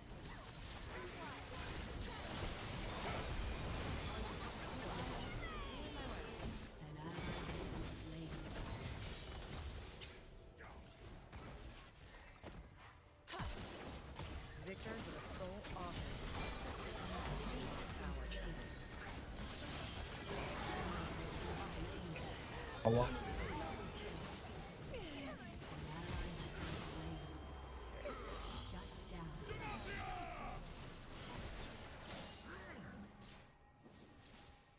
Ja, die bleiben ewig liegen. Doch. Wie disgusting, wie lange die liegen.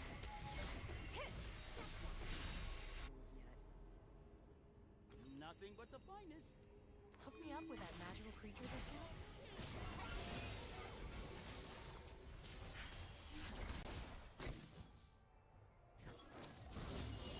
sometimes people die for a good cause, namely mine. That's why I'm an optimist.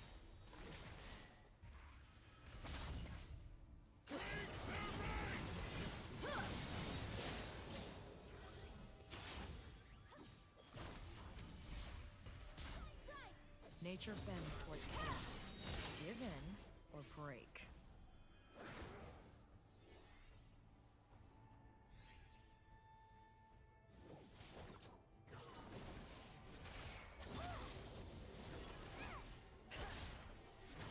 They say I don't know when to quit. Like that's a weakness.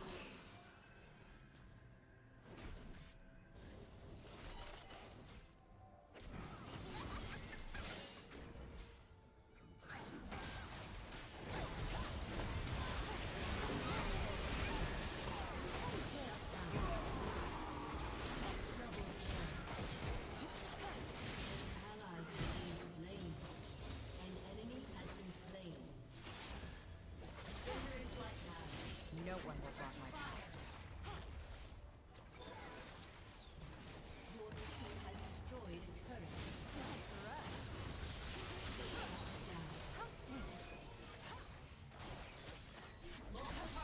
Sabotage takes patience and time.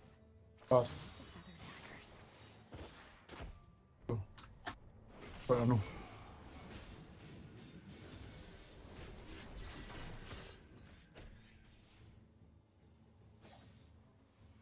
Wäre ganz schön. Oh, I was Mich born kacke. to ruffle feathers.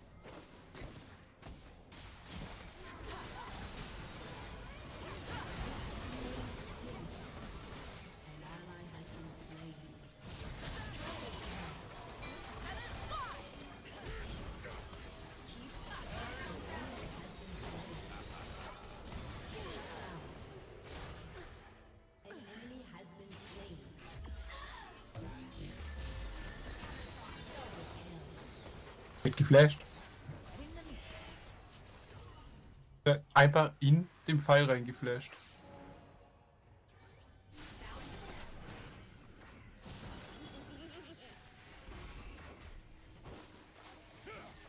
If our existence is everyone else's chaos, so be it. Eben.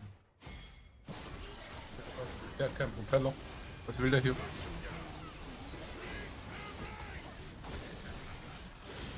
Mann.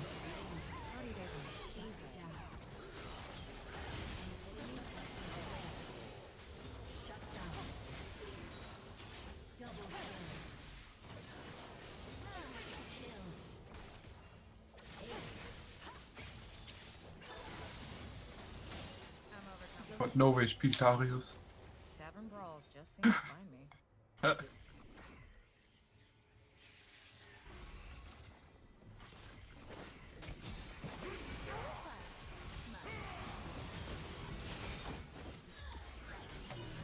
All enemies are in con. But they don't move. Quick as a fox. Come here often. Okay. Lux hat einfach eine Special Mission. Talking to anybody about anything is never on my to-do list.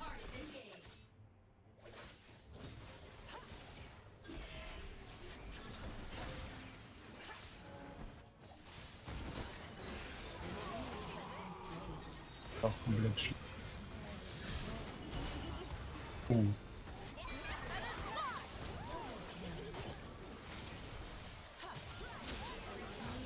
Wird keine Lust mehr.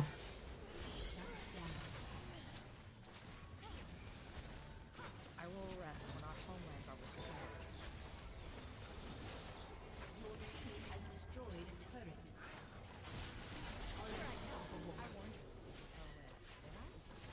Crap.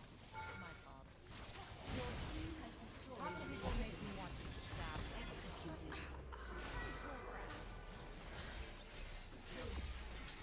Oh.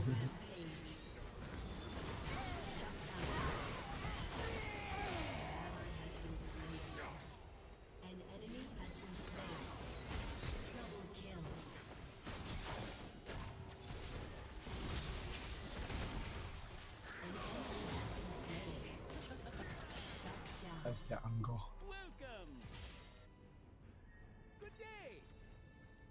get all these wonderful things?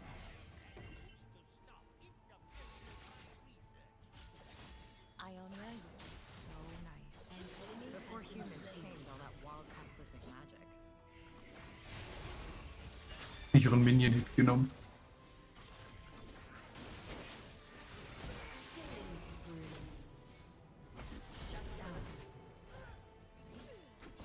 Ion upon fire.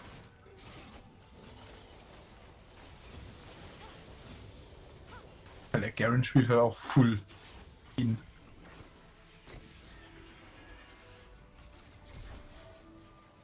We Vestaya are only half of our full glory. An enemy has been slain.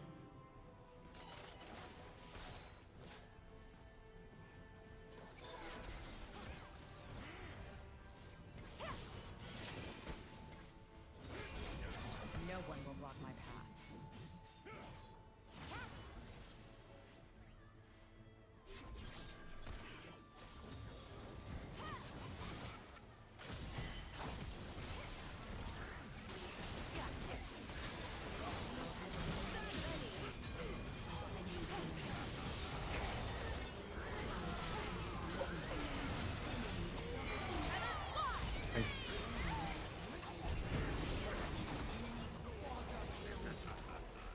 Shut down. Aced. Darius ult into Garen ult.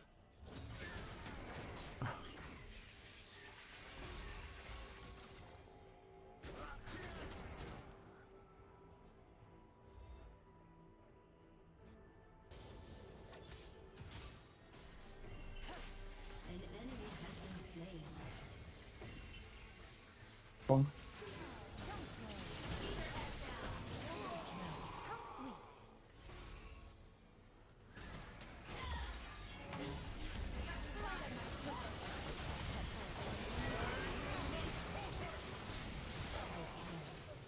And fight.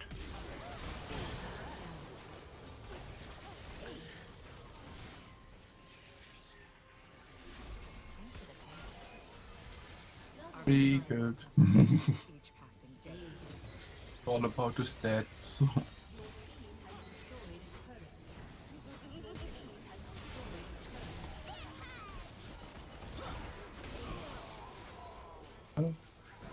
Victors of Soul Armor's history.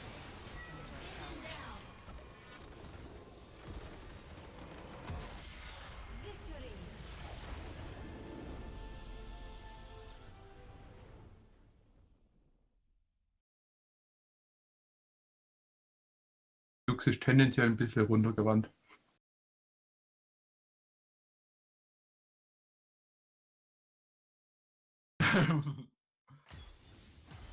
Eingerannt.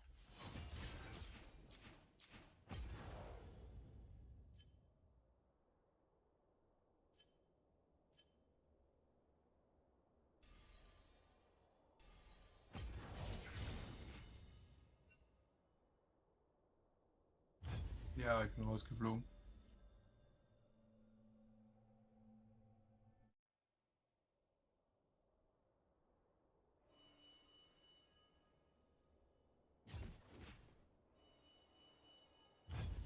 Was ein Damage gedealt.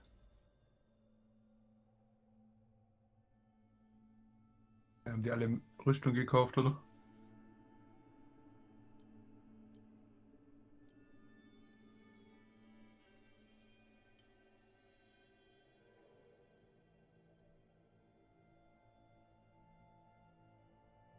Ja.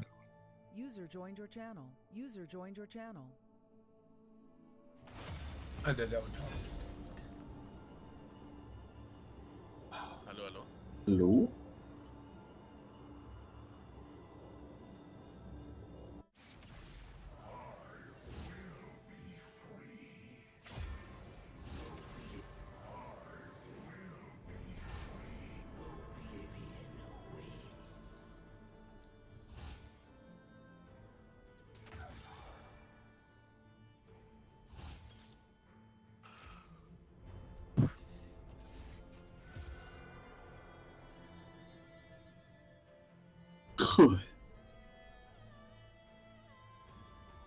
jetzt mal. Curious because I love people.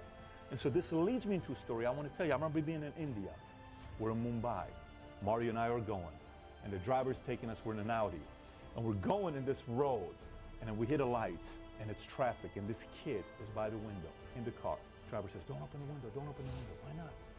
We go another block, he's following us. Another block, he's following us. Another light, he's following us. The kid is not stopping. I'm looking at this kid, he's maybe 6 years old. I got a 6-year-old son. I think about myself at 6 years old in Iran. And I'm looking at this kid saying, my gosh, look at this kid. What does he want? He says, he just Johannes wants food, Malzer but don't open the Clarity. window. Ich bin enttäuscht. He's got foam next to his mouth. Why? He's on drugs. Don't Ignite. touch him because something could happen. Flash E-Ignite ist der Move auf Malzer. Ja.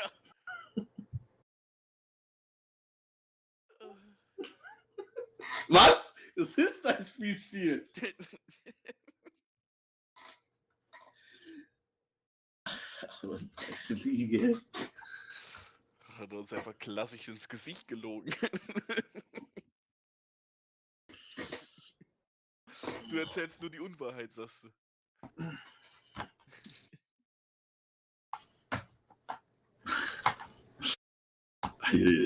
Schaffe ich noch aufs Klo? Das ist die Frage. Alter.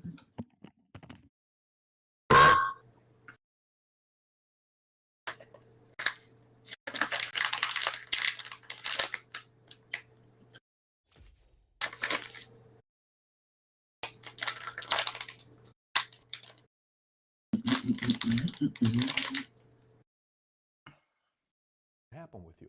I said, this kid's guy, he says, you want me to feed him something? I said, yes, you gotta eat something. We stop by McDonald's and he eats something there. And we go out. I asked myself, okay, what is the difference between this kid and me? Am I that special and smart? Am I that unique of a human being? Maybe he's got the same level of potential as me, maybe more. How come he's over there? Maybe because he grew up in slums. Maybe because he didn't have the same exact opportunity. What else can we do? We go to Argentina. Inflation 30%. Economy scary. Everybody in Argentina is telling me how scared they are. They don't know what they're going to do tomorrow. People are living together. 13 million people that could be working are not working. We go to Greece. The country's bankrupt. They're going through a mess. They want Europe to bail them out. They want America to bail them out. And they don't know how to handle their finances. And they think the solution is raising taxes. And some people are like, man, I want to start a business. And I watch these videos on YouTube. And I want to be somebody. And I tell myself, how can I give them the same opportunities I have in life? I'm in a system that's capitalist. I'm in America. It's capitalist. It breeds entrepreneurs. He's not in America. So what do we do about it? So you're watching this right now saying, Pat, what's your point? Whether you're young, old, older, whatever it is, you're in school, you're not in school. I want you to internalize what I'm about to talk about with you. There's two solutions. One is come to America. The other one is making sure you take every single spirit of capitalism and spread it to everybody in your country. And the only way this thing changes is by the younger generation doing something about it. That means you. So today, I'm going to give you 10 different reasons why I love capitalism, why it can change your life. So first of all, before I get into telling you all these great things about capitalism, I want you to know that it is very naive to think that any system is perfect. I think a lot of times when people want to bash something, they're expecting 100% of people to do it right. For example, there's a lot of bad teachers in the world, a lot of bad parents, bad CEOs, bad bosses, bad journalists, bad bloggers, bad YouTube channels. There's a lot of anything that's bad that they abuse the power. They're also bad capitalists. But all of these guys give an opportunity for somebody who's a good parent, good CEO, good boss, good capitalist, good journalist to become a hero where somebody says, oh my gosh, look at the way this guy does it. So I'm not here to be naive and tell you all the great things about capitalism because I read all the negative stuff about capitalism. Here's an article. Top 10 reasons why capitalism sucks.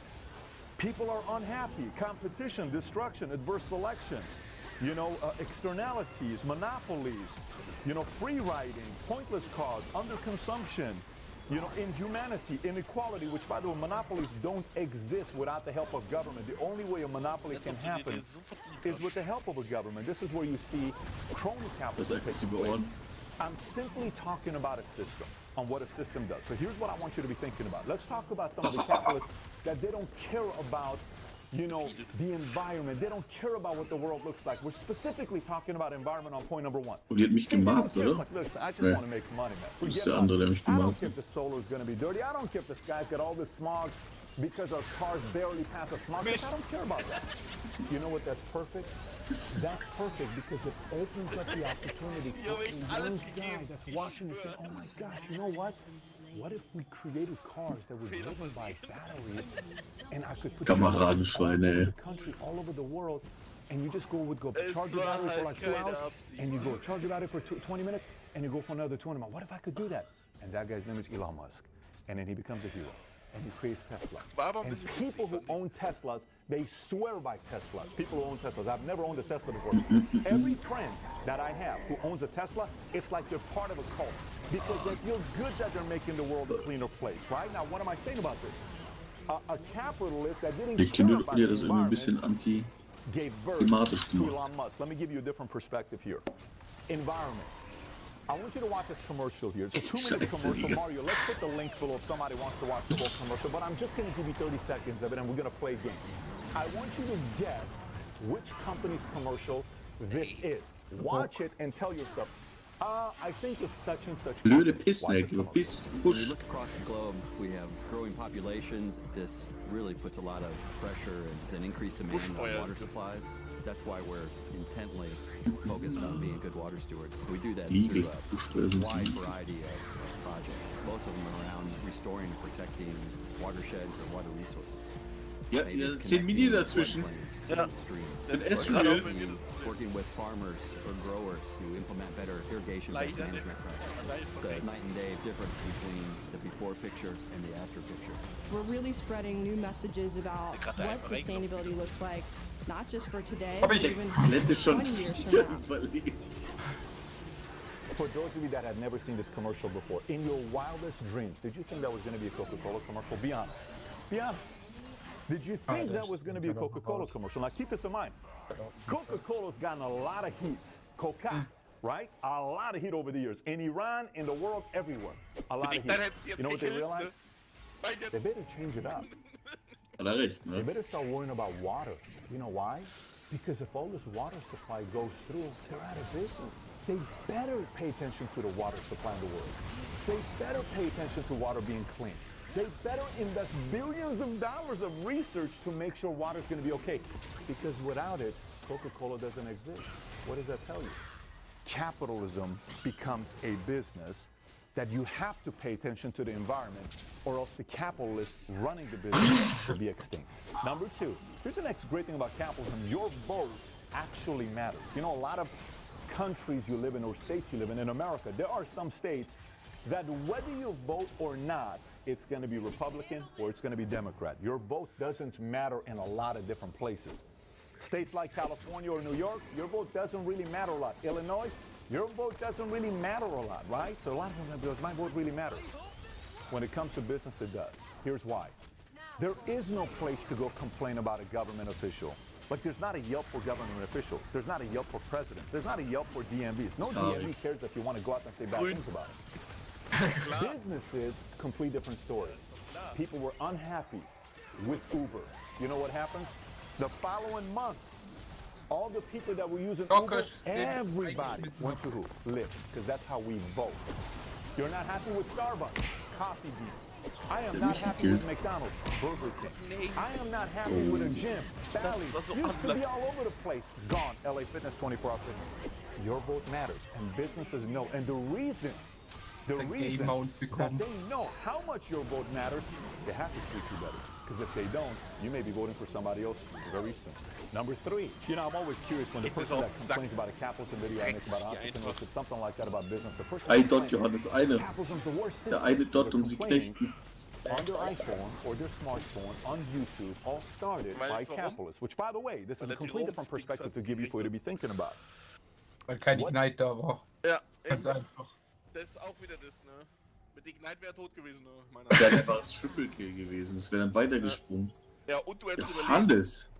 Und du hättest überlebt. Das wäre nämlich auch noch das Ding gewesen, halt. Das verstehe ich. So, so wemmt dir das Ohren wieder ins Gesicht. Oh no. Dick, Alter. Autsch. Oh, mach den weg, bevor er charged.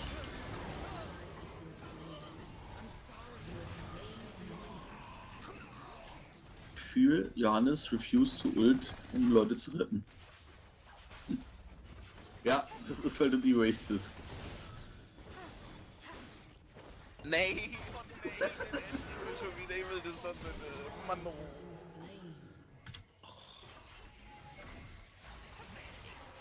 Geht mir auch so auf den Sack, Alter. Der hat wieder ein Item und wieder 47.000 angegeben.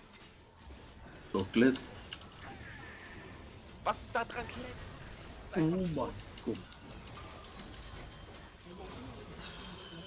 Eine Down und so. 22 HP. Easy.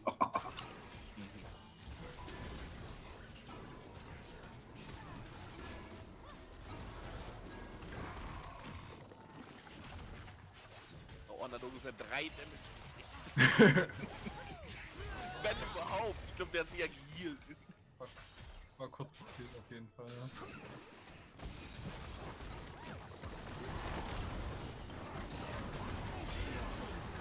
Oh, come on. Nein, Jungs. Oh, zum Glück ist in die andere Richtung gebounced. Blöde Saubazi, ey.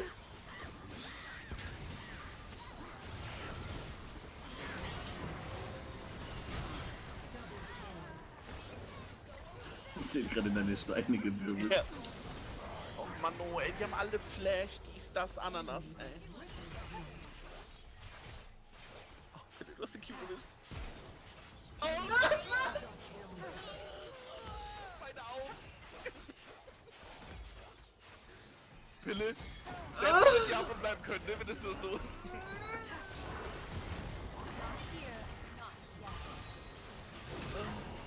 Die Pentakill. War doch nicht.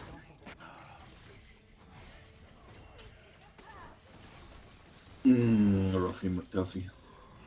Ich hab keine Ulti mehr. Mann.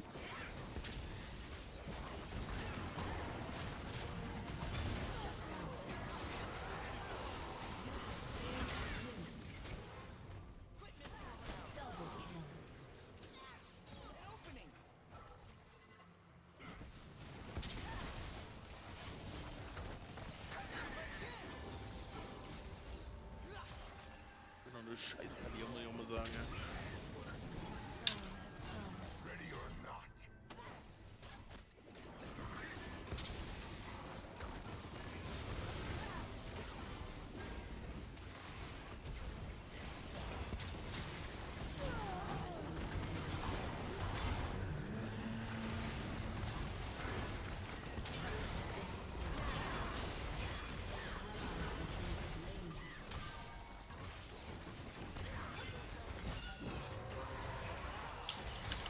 Digga, was dealt die für Damage? Fett as fuck. Oh, die hat doch keine Textbiefer. 3 Items. Ich habe auch was 3 Items, aber warum hat sie so viel Textbeat? Das ist meine Frage. Naja, gut, weil die Kraken gebaut hat. 30% Attack-Speed auf dem Ding.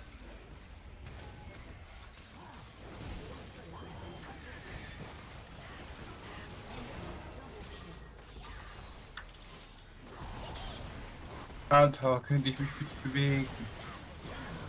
Scheiße, so ätzend, ey.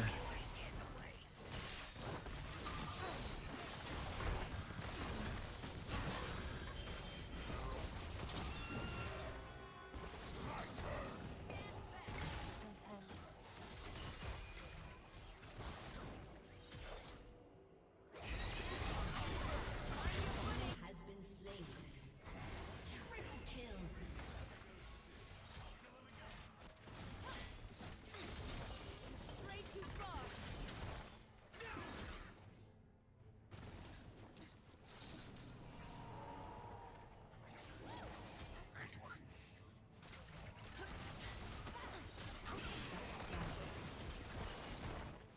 Ohne zu clever von dem her.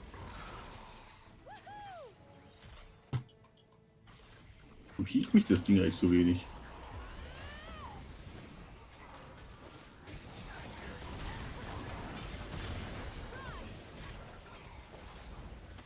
Weniger Healing, bitte.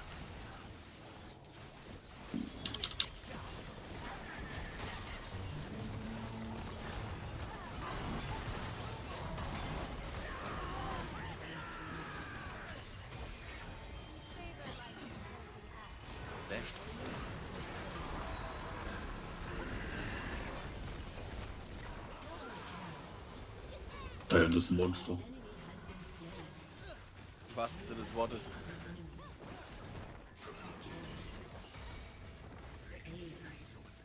Ich hätte auch gehofft, dass ich es überlebe.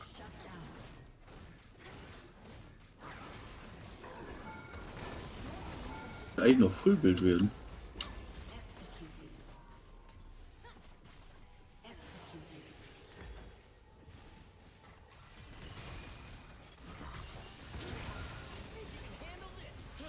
Der hat gewollt! Ich denke, was das? Ich dachte, die Q kommt 3-mal oder was?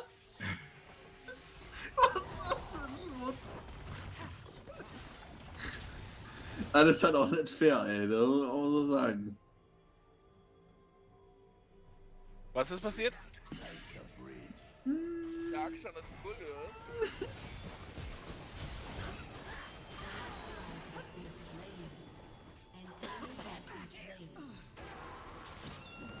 Ein bisschen Spaß muss sein. Ich hab kurz gedacht, als er abgemountet ist.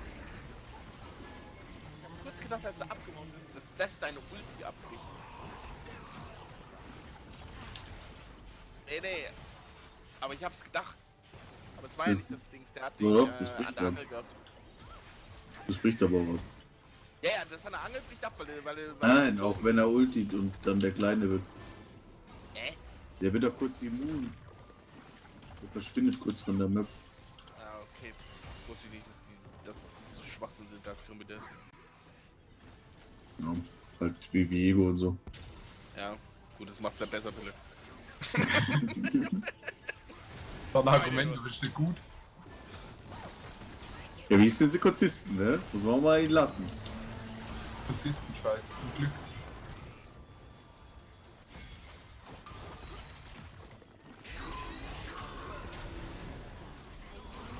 Ist sie fertig, Nino? Gib sie Dreh. Aber macht nicht Ende, Jungs. Ich brauch Fullbild. Nein. I need it. Ich will ein bisschen AFK sein. Lolololo. Ah, der hat 2 Revive. Sehr guter Mann. Du guckst ja nicht weg.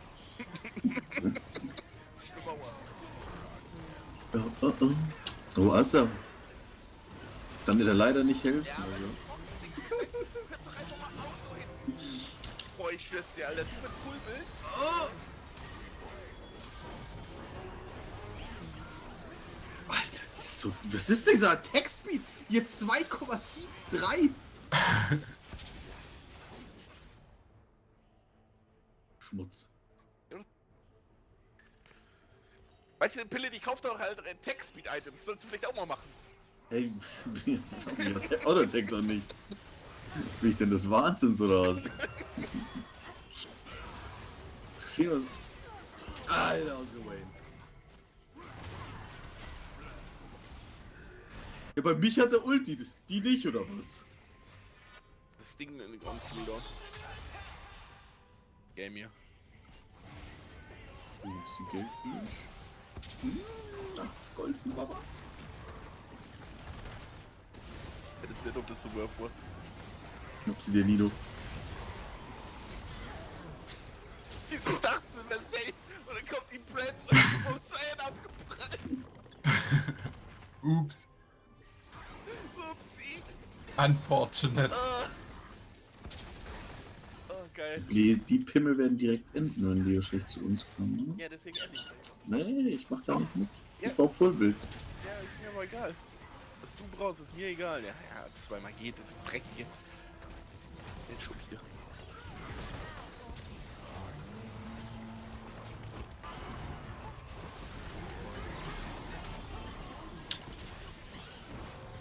Ich muss jetzt kein Damage mehr machen.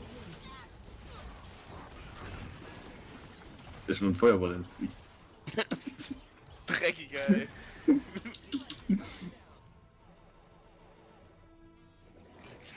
jetzt gehen wir noch nach vorne, oder? Den Klett geholt, Orne-Ultis raus. Ja, ja, können doch ruhig nach vorne gehen. Oder will noch irgendwie. Hat der dir Ulti gegeben? Oh mein Gott, das ist eine hohle Nuss. Er ist trotzdem abgeprallt. Nee. Oh, was ich mit Damage gekriegt hab. Den habe ich nicht von dem Brand, der 50 Kilometer weg war.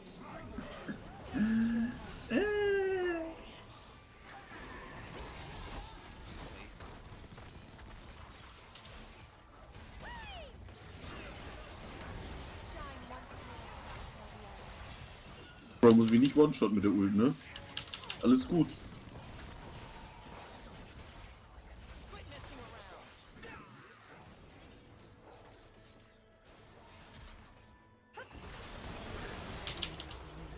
Alter, ich mach die Tür in die falsche Richtung.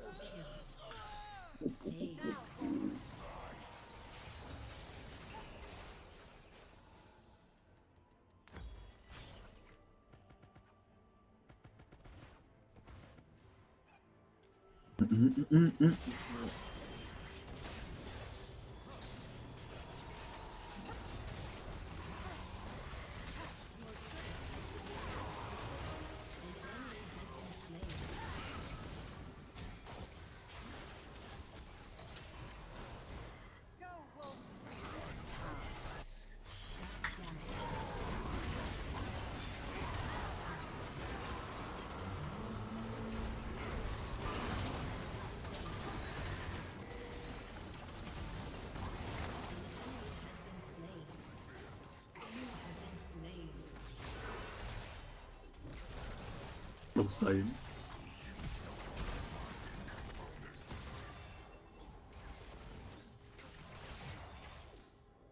Der es wieder überlebt hat. Es ist ein Glück.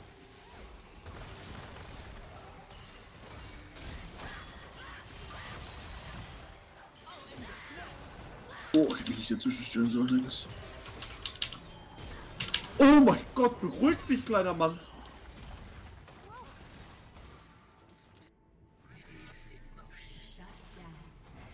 Ist hier.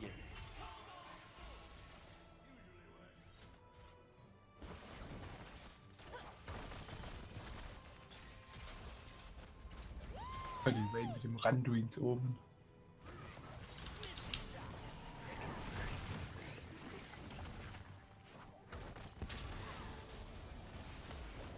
Alter, ich burn halt immer noch. Was für ein Minion. Wichser. Ich hab nichts gemacht, das war mal so. Wir können eigentlich sterben gehen mit dem Ding. Ich bin doch noch nicht voll.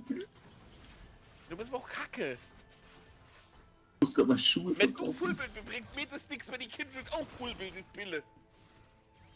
Wenn Kino das nicht so will. Nee, ihr hittet mich so dreimal und ich bin weg, ne? Das ist okay eigentlich. Ich glaube, ich muss dich dreimal hitten, ne? Ja, ja. Du ja auch. Was macht er zu Wayne da?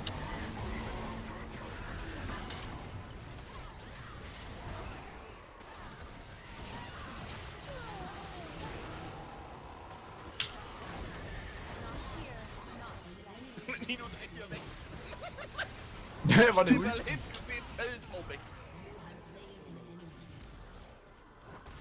Ich kann euch da nicht helfen, es tut mir leid.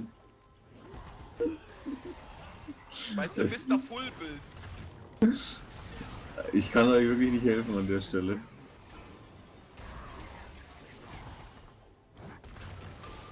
Aber den Kill muss ich mal mitnehmen fürs Gold. Sehr gut. Das ist jetzt nicht der Ernstpille, ne? Weil ich report nicht. Das ist ein Report. Ich hab's geschafft! Ne, ich schreibe jetzt auch nochmal Report Answer. Das ist soweit. Ich hab gleich das Item nicht kaufen. Oh, das ist zu teuer. Ach doch, jetzt, da kann ich's kaufen. Nee, machen wir nicht. Brawler. Oh, ich will Alt F4 drücken, Alter. Nee, Pille, mach mal nett, ey. Nein, hört jetzt auf!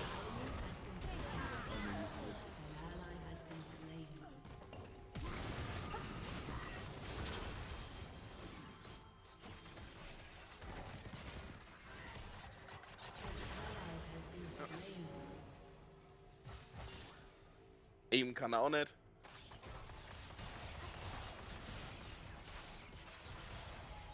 Ich glaube, das ist Scam. Sein, ne? Ja, weil du dein dreckiges 5. Seite machen musstest.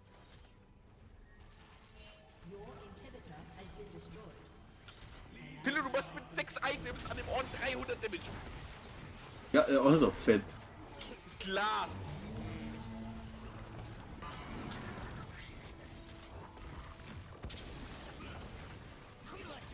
Jetzt hab ich jetzt doch einfach gedacht, da kommt jetzt das Scheiße. Nee, das war nicht so der Hit. Merkt es.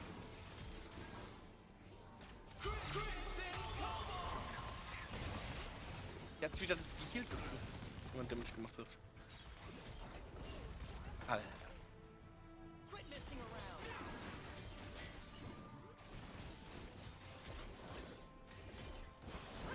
Wie viel Armor hat der Ohren eigentlich? Geht sogar. 50.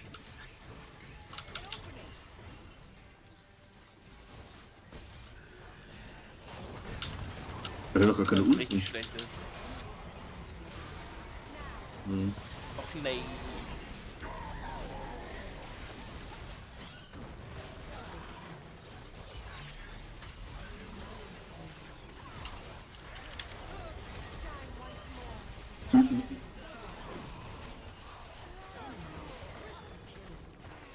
Das war die nächste Frage, ne?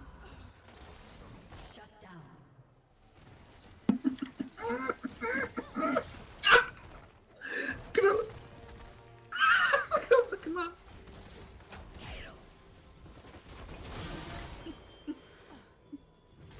Ja, weil Pille nutzlos ist mit seinen 5 Items da. Ah, warum bin ich jetzt geflamed? Ich hab gar nichts getan. Doch! Ah, 20 Minuten das Game hätten gewinnen können. ja, aber es juckt mich gewinnen. Ja, mich juckt das, dass ich hier keinen Spaß hab. Ah, Ich könnte... Tu hätte mich. du hättest hier auch. Nee, tu ich nicht. Pille. Die hielt mein Damage. Nee, Ich komm gar nicht erst an die ran, weil der Klett mir mit meinem Arsch hängt. Da aber schon das erste Problem. die Wayne hat keinen Bock mehr.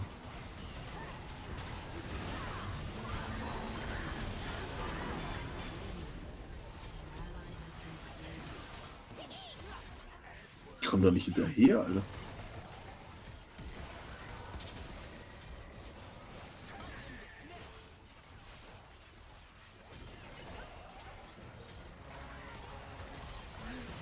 What?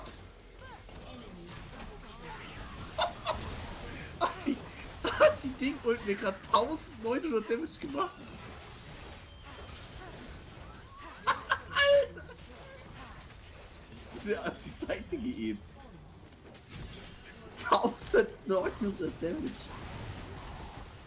Jesus fucking Christ, ey.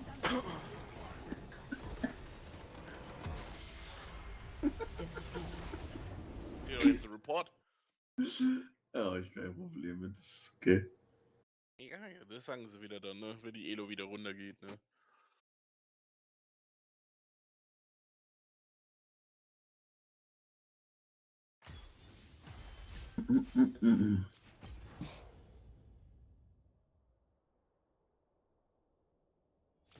Wenn richtige ADC 6 Item hitten, ist irgendwie nicht so nice.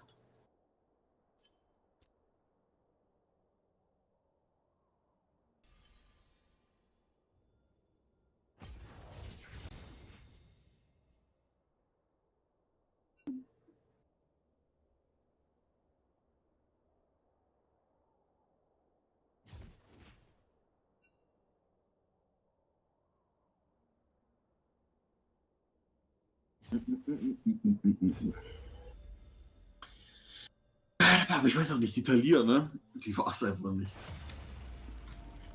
Gott, so viel machen gegen Orden, der sich einfach nicht bewegen lässt und Klett, der sich einfach nicht bewegen lässt. Ne? Alter! Der OP Korschiks und der OP Pantheon und OP Warwick.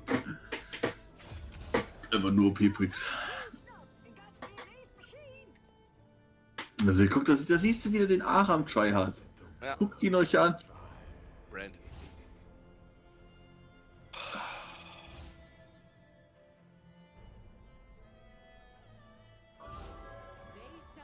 Oh Gott, wir haben verloren, Jungs. Heil mit Clarity. It's over. It's over, Jungs, it's over. Hatte über dir empfehlen, Ghost mitzunehmen, ne?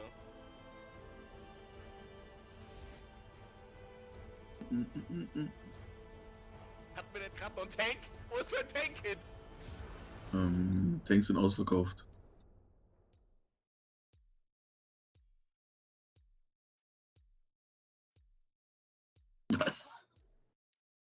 Nee. Weißt du, nur am Feeden der Pille heute wieder. Auch in Diablo eben, ey. Das Warwick ist digitiert zu Bambi. was? Pille, ne? Ich weiß nicht, ob du in der Evolutionsstufe da ganz sicher bist. Ne? Ja doch, also Aber Warwick. Wolf frisst Bambi. Ne? Nicht Nein. Das ist das absolut. Was? Chaihaden? Ja, Mario. Sehe ich so aus, als würde ich da mit euch mitspielen, oder was? Wer angebracht? Nee. Also nachdem ihr mich die ganze Zeit flamet, ne? Ihr flamet dich keiner. Ist es nicht mehr mein Business. Wenn wir die Wahrheit sagen, ist es kein Flame mehr. Okay. I need the money. Verdammt. Backen, ne? Welcome to the howling abyss.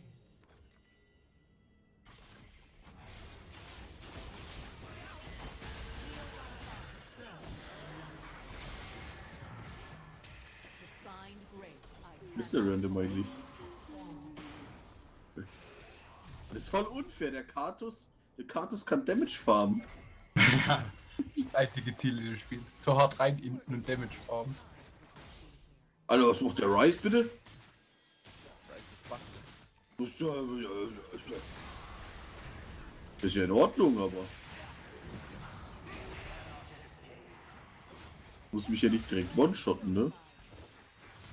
Aber ich krieg halt auch 10% mehr Damage, ist ja auch wieder balanced, ne?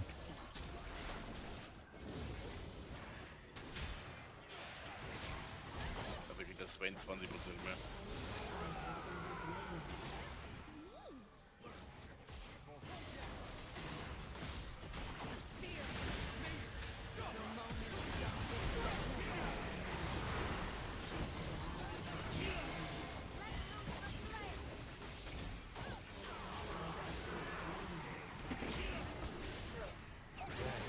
Der Kado, da macht er. Pentakill. Kartus hinter dir! Der Rice ist der Wichtige. feel nothing to fight. Also weißt du, diese Kyle, die nicht mal Range Auto-Tacken kann, das ist halt einfach auch sad. Das ist halt richtig sad, Stück Scheiße, ja? Mann. Ich hab ihn angepokt. Ich hab beim Stumpfstock angegriffen.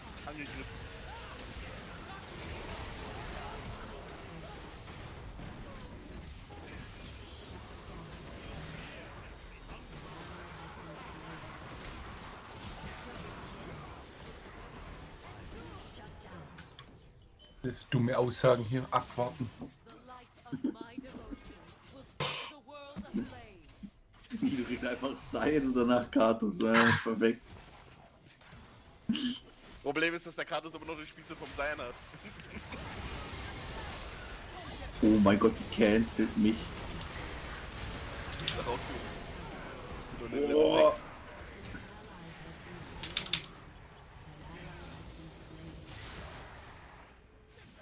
Another joins the energy. The light renewed.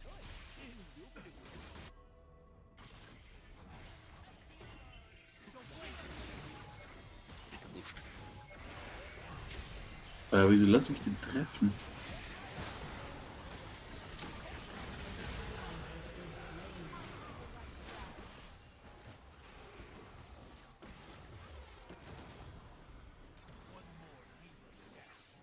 Flame purified.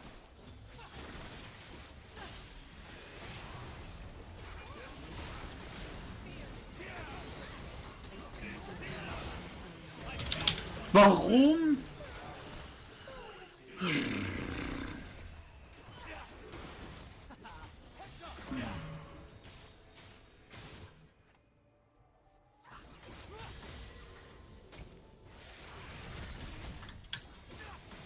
remember pain.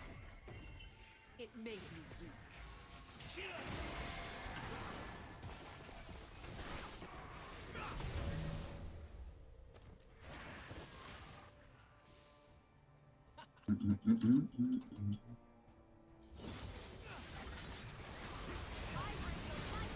Ja, wo steht da noch nichts drin?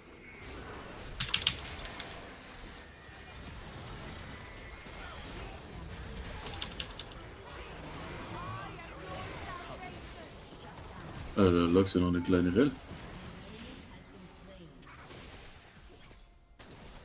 Ich habe meine Q verkackt und er hat dann trotzdem geflasht. Win-win.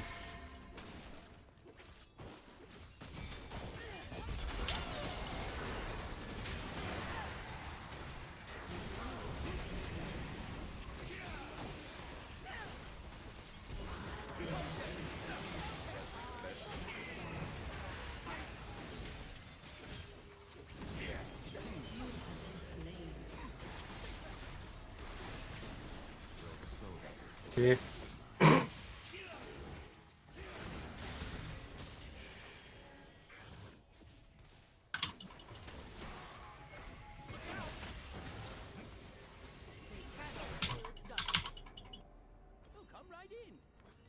An ally has been slain.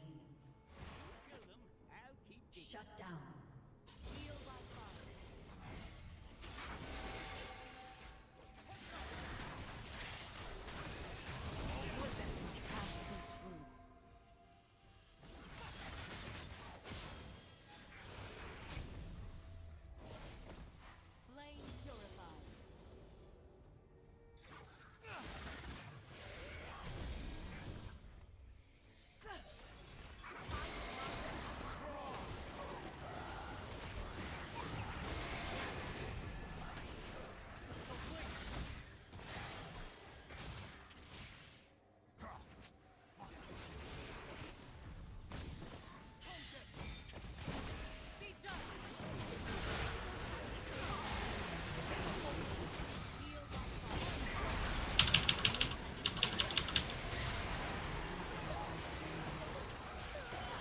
Okay.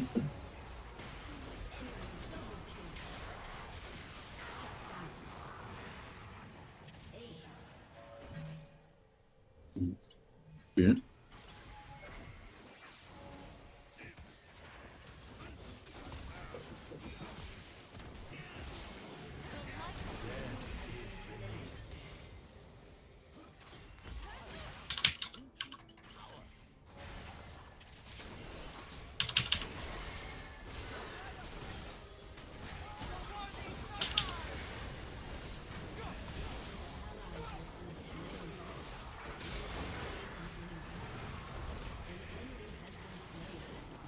Dankeschön.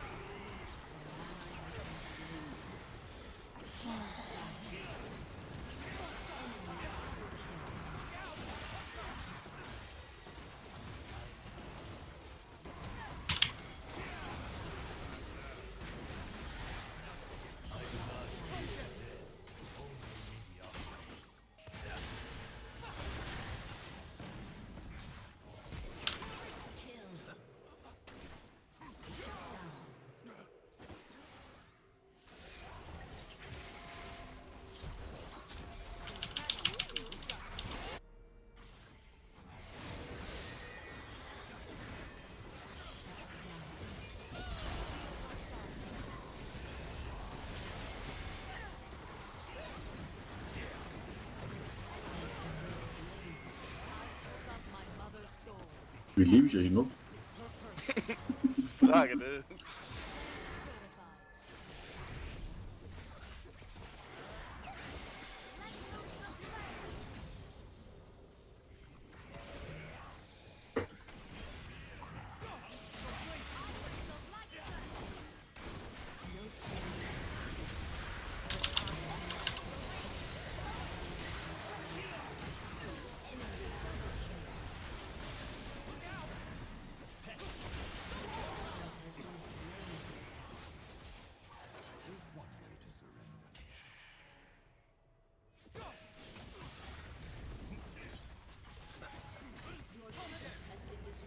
Oh oh.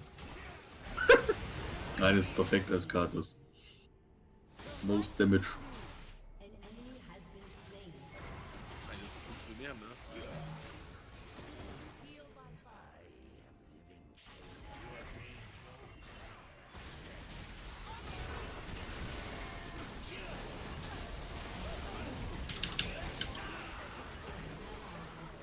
weiß, Alter, gibt dir doch noch mehr Mana Shield, Alter. Weil der Kyle hat endlich Autotext. Das ist irgendwo der Busch noch, oder? Hm.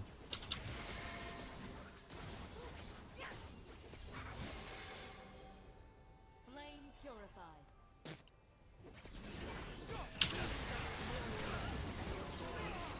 Mortal temptation.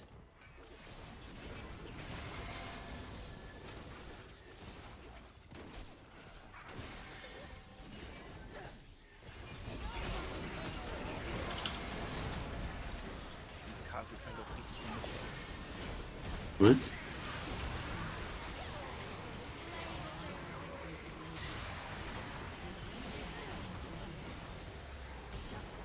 Nimmt eigentlich keinen Schaden.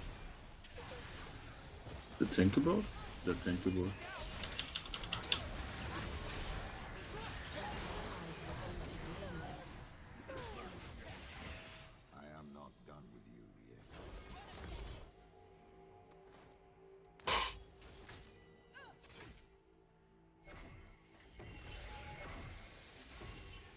They cannot kill justice.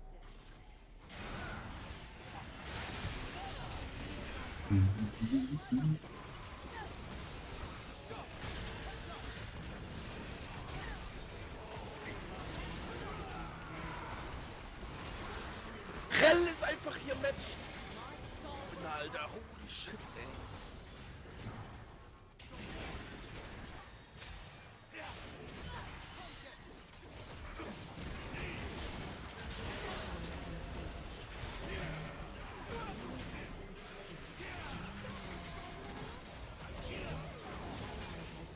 Irgendwie nicht so viel machen, oder ist es irgendwie.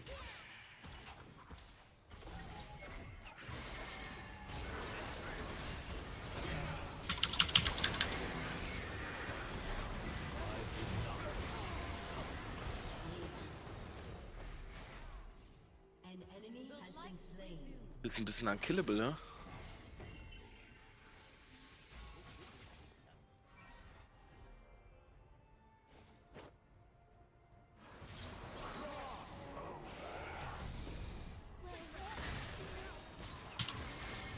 I am the light and the glory.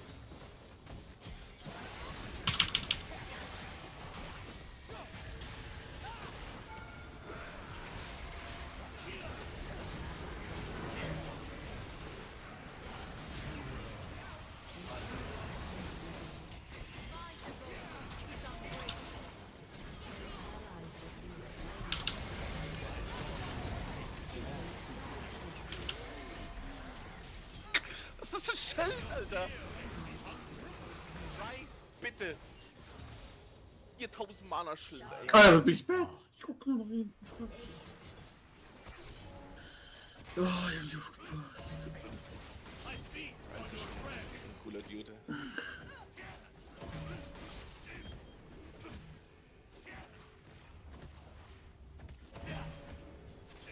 They cannot kill justice.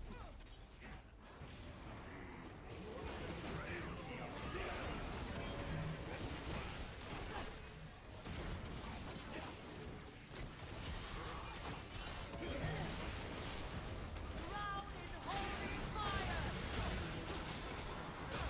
Their feet shall be laid on the scales of Saul.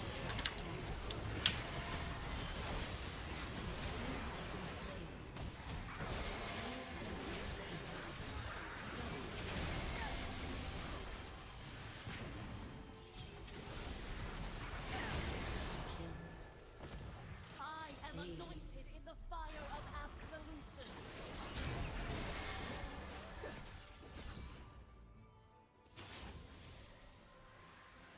Wir haben keine Winions. Heal by fire.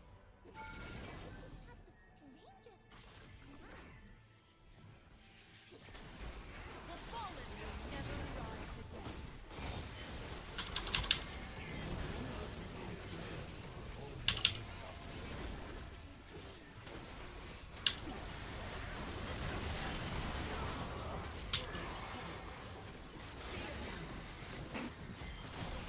The sword is aimed for ruin.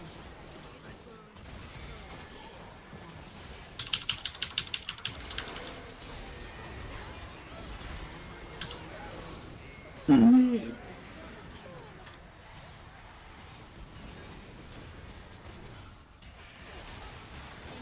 Was ist denn Schmecko, alter Holy? Das ist aber, ja.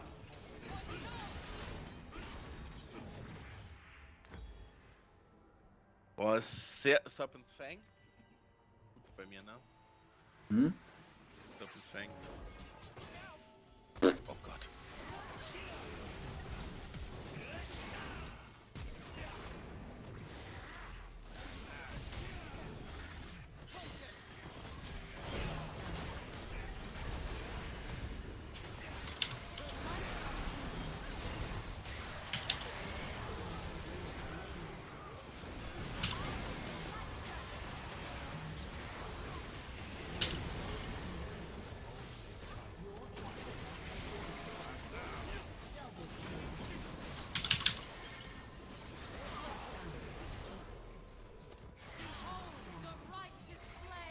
Alter, das ist 16 Johannes.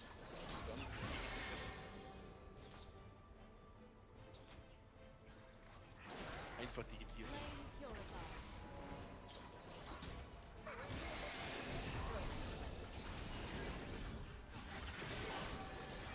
The law does not tolerate imperfection. I am no exception. Here I find.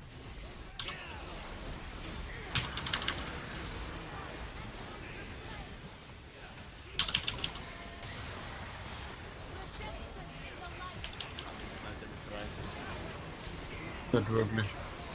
Oh? Egal nicht. Der Damage knallen soll. So mal wieder.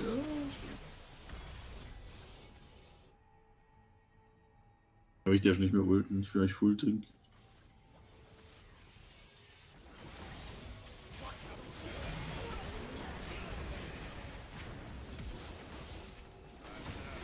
Naja, aber wenn du da 4, 5 Autotext mehr rauskriegst, du bist jetzt Level 16, das hast ja nicht mehr nur noch die Cast Animation, sondern noch wirklich Zeit. Ja, genau.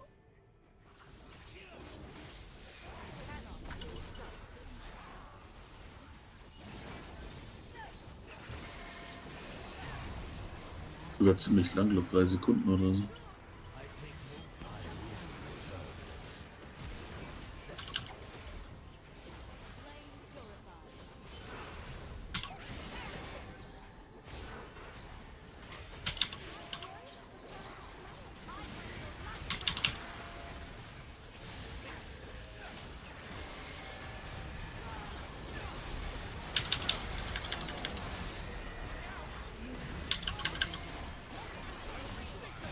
Oh mein Gott, Alter. Dieser Echo, Alter.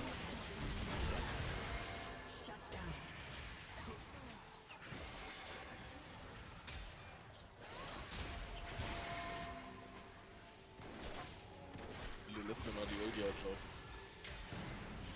Willst du nicht gegen den? Das doch, gewinnt du schon irgendwann. Nee.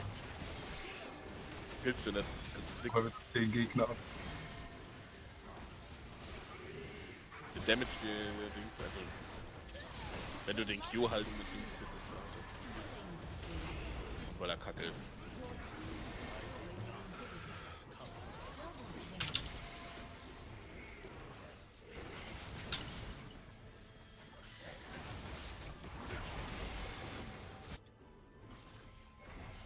I shall purge this world of evil, and the fires of justice shall vanquish the darkness.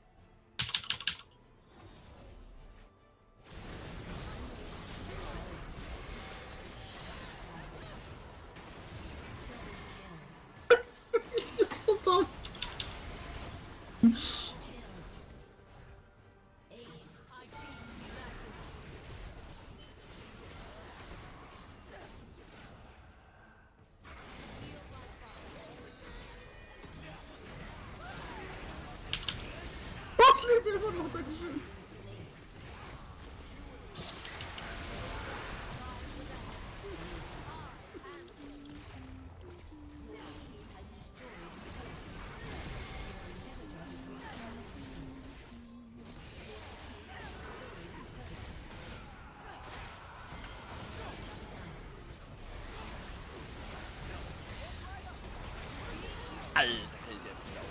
Holy shit, ey.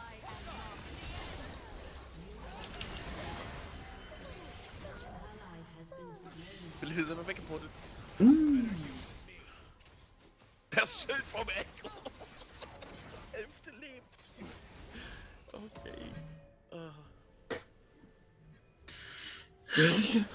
Der Chris. Oh, nix, Alter. Der ist doch komplett verloren, oder? Der hat eigentlich 21 Kills, ey. Das war nix, Bruder.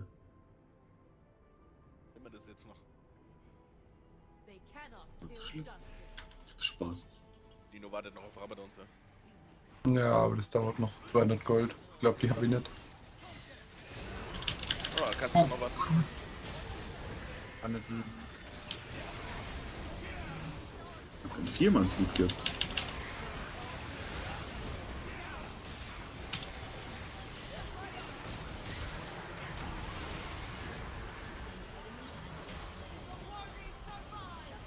Doch, doch, doch. Nur die erste Sekunde nicht. Jetzt habe ich Rabadons. Wir haben gewonnen, Philipp. Mit.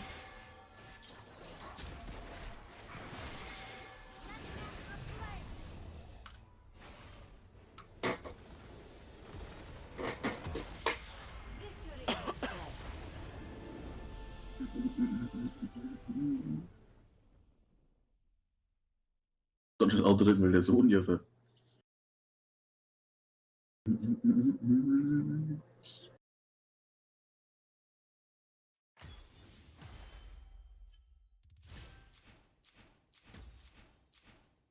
Hatte der Full Tank, ne?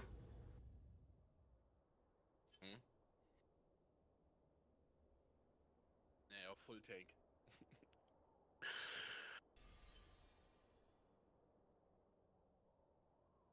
Ich ist so toxisch in den Film-Mode. Weil einfach.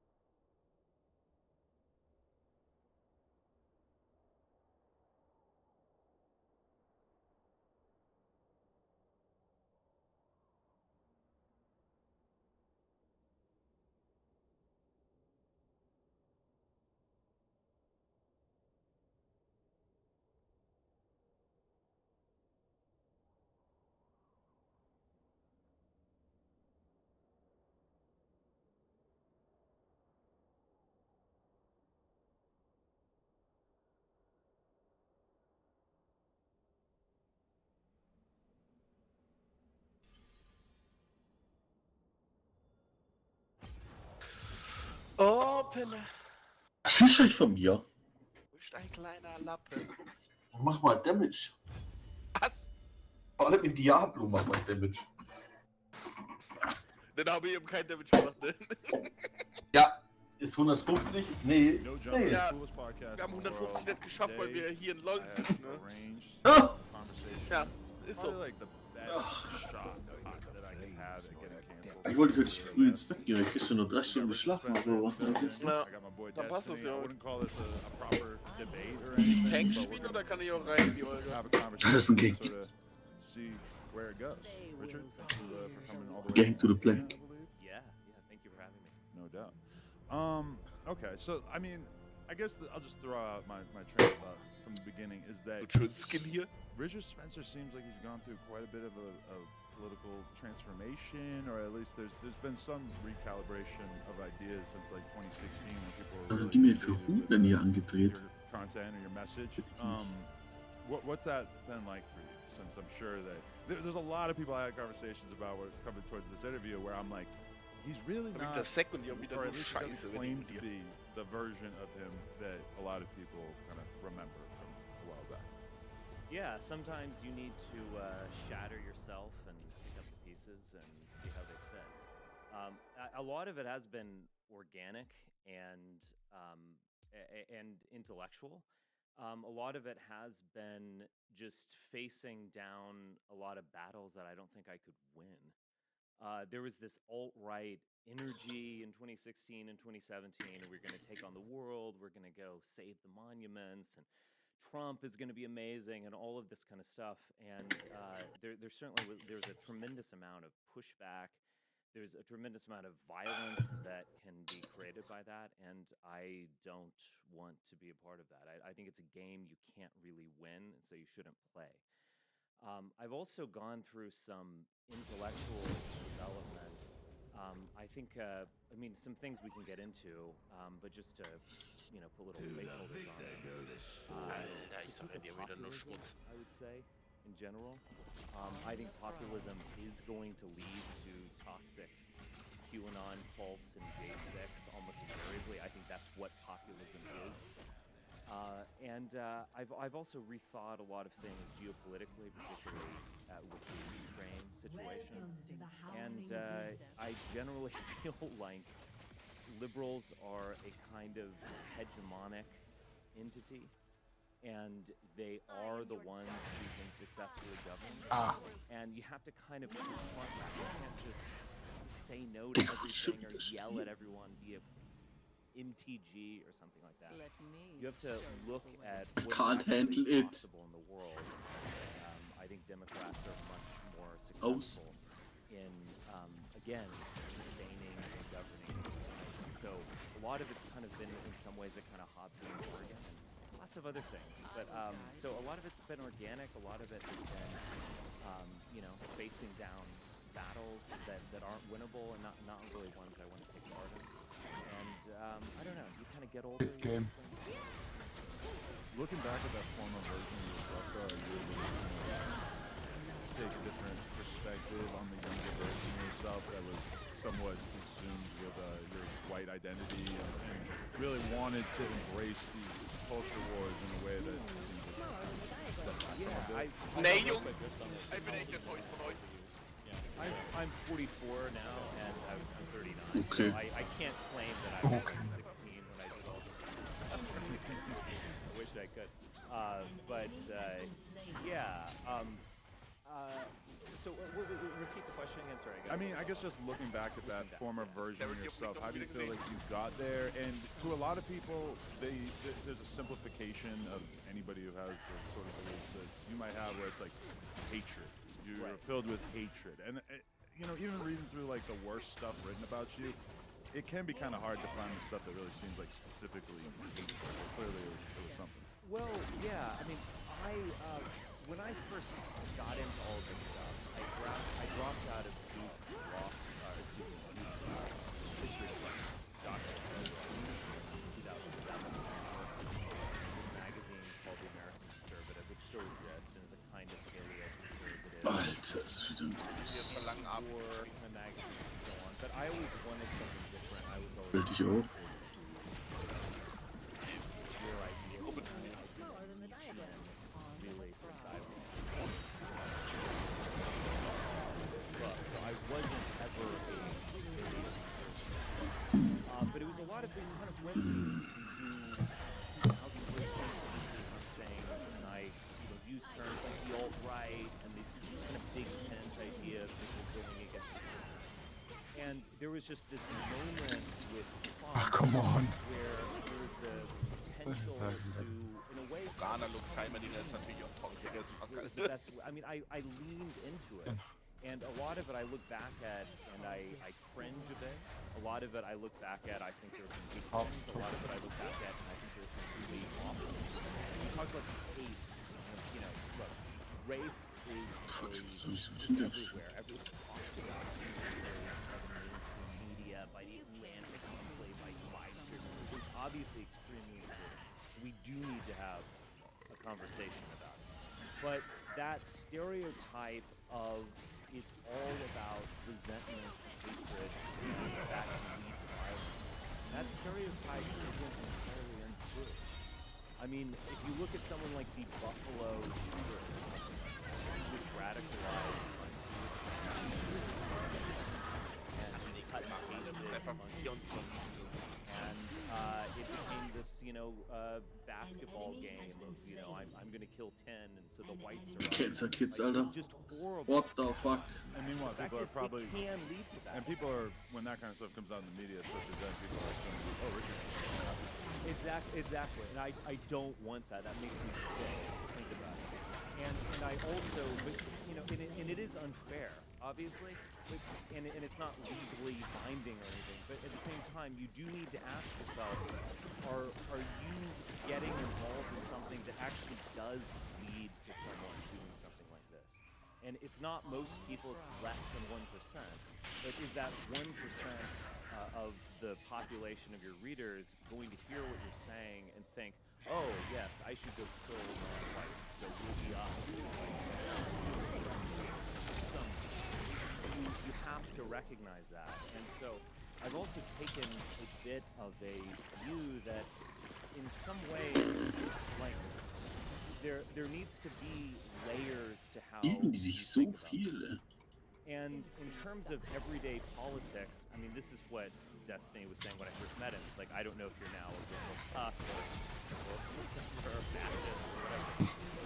There's an outer layer of things that you have to address in the world. Should we ban it? Should we have some more reasonable gun legislation? What should we do in Ukraine? These are just kind of immediate things. And you can have some opinions that are, in a way, short-term, immediate stuff. I think it's more important because I still do want to change the world. I still do feel like civilization is degenerating, that we're headed to a very bad place. But that kind of work, Nee, Autotechnik kannst du so ins Spreadsheet gekostet. it's not going to take place on the level of, black lives, Hispanic immigrants or whatever. It's going to take place on a much deeper and much more spiritual level. And so I feel like my calling for my life is to focus there. And I have lots of opinions on contemporary stuff, and I probably am just pretty much of a centrist when it comes to a lot of this stuff. But in terms of the deeper core of what I'm about, the spiritual core, I do want to be radical as hell. And I do want to, in a way, shock people and try to get the world moving in a different direction. But it's kind of a very different path. And I think it's kind of ironically more pragmatic to deal with spiritual matters. Destiny, like what assumption? Wenn die nicht die scheiß Irelia auch noch hätten, dann könnten wir wenigstens All-In haben. Positive opinion of him, or how do you feel about hearing about this transition that he's kind of been through? I mean, obviously my impression is overwhelmingly negative. I feel like people call you like the founder of the alt-right, and then I've seen... Because you had the URL, right? Yeah, I don't know about yeah. But I mean, like, remember the old interviews, I think, of the black guy in the UK asking you, it was like a BBC thing. Yeah, so like, saw that video footage. But I mean, I guess my strength as a political commentator, too, like, I'm always willing to meet people where they are. I know that a lot of people have changed. There's stuff that I've said 4 or 5 years ago that I reject now. Product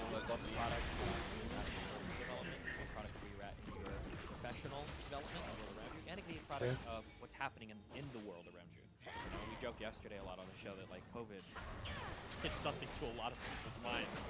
That 2-year period, like, fucking exaggerated so many different people's beliefs. And I try not to define myself as a reaction to the things that happen around me. Realistically, people are reacting constantly to things that are going on. I try to put that out.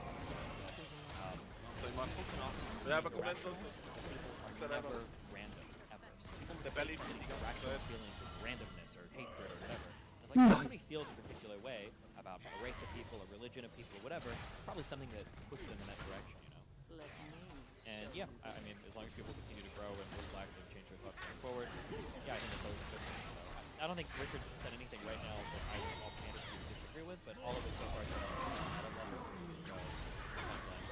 you've gone on an applied level. A lot of what you said. Some people say like, oh, like I think there's like a well-functioning and fair criminal justice system. On a meta level, that's fine. But then on an applied level, like I think anybody that deals drugs and has justice is we have problems. But, yeah, it depends on where we go on the applied level with things. How are you applying these things? Well, I mean, you can see how I apply these things if you take a look at my Twitter account. I mean, I guess my reaction, I mean, and I would apply them in different ways. I mean, again, I Joe Biden as president. Probably a lot of people are going to be deeply Doe dat erop. to say that, even though I think you think that's Right. Well, I mean, look, I've been a Biden supporter longer than a Trump supporter, but I don't think I can ever escape my old stuff. In terms of Afghanistan, that obviously needed to be done. In terms of something like the CHIP Act, I mean, I met this kid the other day, and he was this young kid with a technology degree, and he was like doing all this amazing stuff. I saw like optimism among people. They're doing semiconductor work. So I think there's a lot of great things. I think he's right on the abortion question. I think he's right on people. I mean, that is how I apply them in the sense of a central liberal attitude. I mean, that's the proper way to apply it. I think a lot of times, you know, it's like the idea of like what's radical, and I've always been fascinated with this term. I mean, I think journal radix, radical, getting to the heart of things. Radix is the word root. And I think a lot of right-wing commentators, and this includes me, is you kind of want to say something shocking. You know, like, you know, if we catch you dealing drugs, we're gonna torture you in front of the public, and all girls who go on OnlyFans, you know, thrown in the kitchen, bare feet, forced to make me sandwiches. Right, it's the whole genre these days. The kind of Quintez approach, like, let's be honest, right? And although he's probably not close to the worst of them at this point. No. He seems kind of like a strange comparison to a lot of people now. Well, he's getting liberal. Yeah. And look, a lot of this kind of thing is fun on some level. It's meant to shock, and I think there's this weird game where it's almost done for the liberals. Like they'll say this kind of shocking thing, knowing that like media matters, and then they can go all this. That's all fine and good, but it is very easy. Yeah. Again, I think what our society is missing is an overarching vision. And as Destiny was saying about reacting, it's natural that we react to things, and it's necessary. But our society doesn't have some kind of all-encompassing vision where we can define ourselves as a civilization. And whatever, I've never been a fan of Kanye West. I don't even know what I think about it exactly. But I will grant him this. And I'll grant Nick Fuentes this. Nick Fuentes has hated me for years and whatever. We've kind of recently. But I will give both of those people this. That notion of defining the human race and Americans in particular as a Christian that is about love of all people. This is who we are.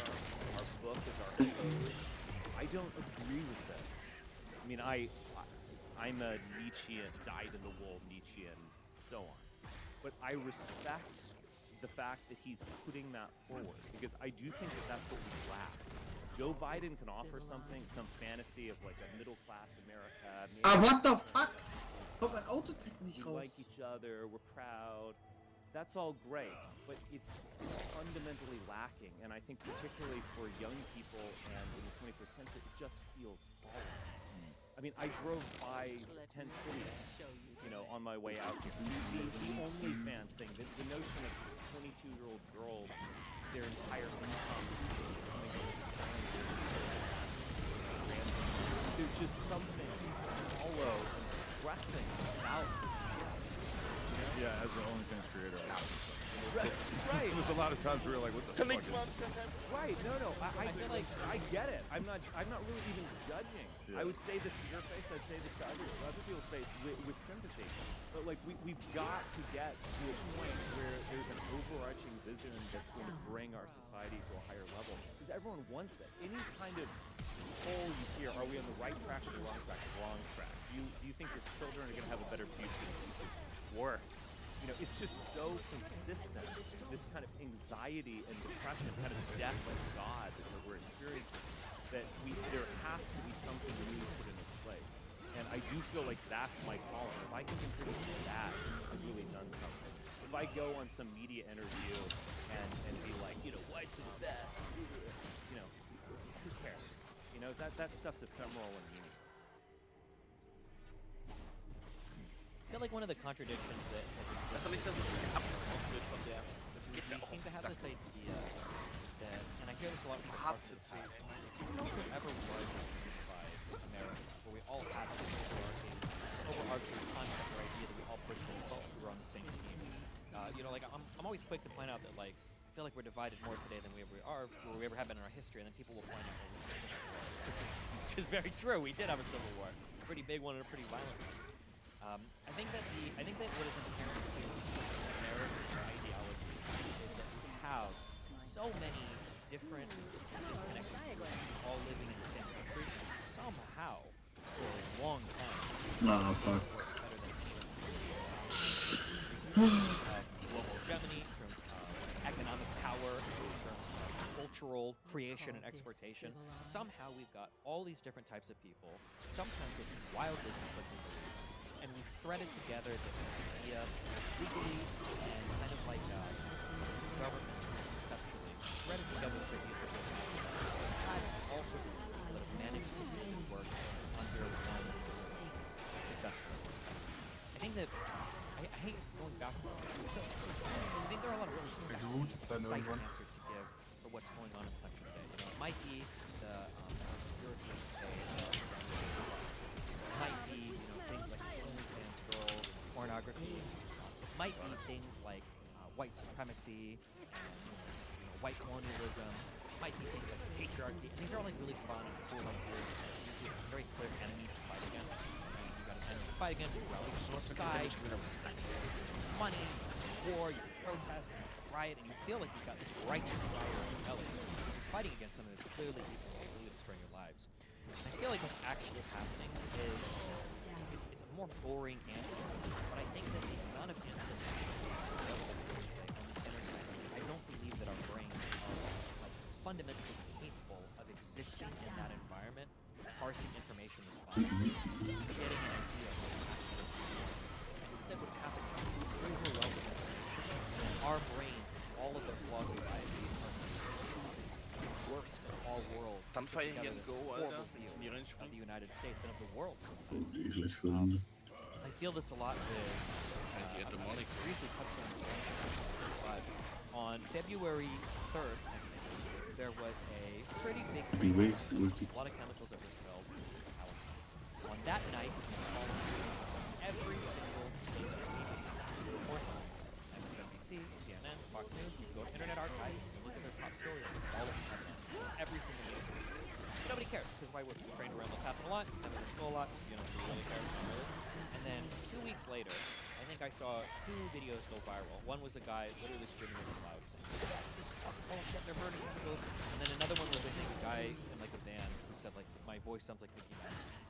And after those 2 things went viral on social media, everybody's like, "Oh my god, why did the media cover this up? Why was nobody covering this? What's going on? Nobody was putting it." It wasn't that. They just give a fuck until it went viral and the fucking TikTok thing. You didn't care until someone put it. And now all of a sudden, now you're like, well, why didn't anybody make a big deal? They did. They posted it, but nobody cared. I agree with you in terms of the mechanics of what you described, but I would look at the psychology.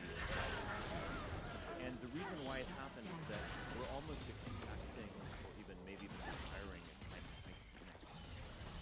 Because we know that something is erotic and sacred. We're looking for something that can spread big derailment, poisoning the water supply, killing animals, all that stuff. We're looking for it, we almost want it. Because that's an expression of how we really feel about it. Yeah, but it doesn't matter. It's like a natural human tendency to be drawn towards like dramatic and negative events. This is, I'm sure you've played this one, not to poke at your past whatever, but I'll do it. I played this right? If you ask people involved in BLM, how many unarmed black, I'm curious, how many unarmed black men do you think are killed? Smaller than the diagram. Yeah, millions, billions. Oh, I'm perhaps, okay, I like, if don't you had to know. take a guess, it's unfair. I'm putting a relatively yeah. small number. Right? Yeah. It's like people might say like a relatively small number and guess like maybe like 500. It's like 12. Right. It's a very small number. But like think about it this way. But it's an expression of what they feel. I think it might not very well be rational, and you can shove statistics down their throat, but it's an expression of how they feel, and it might even be a certain kind of fantasy element to it as well, in the sense that they do feel out of place and oppressed and not making it or something. It also expresses a certain kind of fantasy of like to make a conflict that is invisible in a way visible. Yeah, and that's what I what I was saying before. It feels good to have the patriarchy to fight against, or Right. to have cops to fight against, because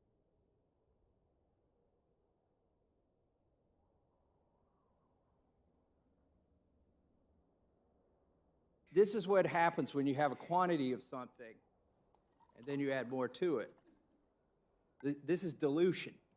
The principle is so simple that a child can understand. And you can create this little science project at home. Sorry, you can have your tea back. But the principle is called dilution. And when you print $5 trillion and you put it into the economy, you have diluted the value of the money. You know, something interesting has happened with our debt here recently that hasn't happened in history, really. We got to about $26 trillion by borrowing money. And then most recently when COVID hit and the first $2 trillion package came to the floor, there weren't $2 trillion to borrow. It didn't exist in circulation. So what happened? How did we finance that debt? How do we finance that $2 trillion and the next $2 trillion and the next trillion? In fact, we financed $5 trillion of this debt by printing money. The Federal Reserve printed the money, and then the Treasury borrowed it from the Federal Reserve. So we kind of borrowed it from ourselves, but what came into existence was $5 trillion that did not exist before. Now, had we borrowed it, we would have taken it out of the economy, and then when the money was put back into the economy through various programs that were supposed to help businesses, and may or may not have had their intended effect, if we had borrowed the money and put the money back in, we wouldn't have increased the money in circulation. But what we did over the last 3 years is increase by $5 trillion the amount of money that's in circulation before the banks loaned it out fractionally. Mr. Raskin, do you think that creating new money and putting it into the economy had any effect on inflation?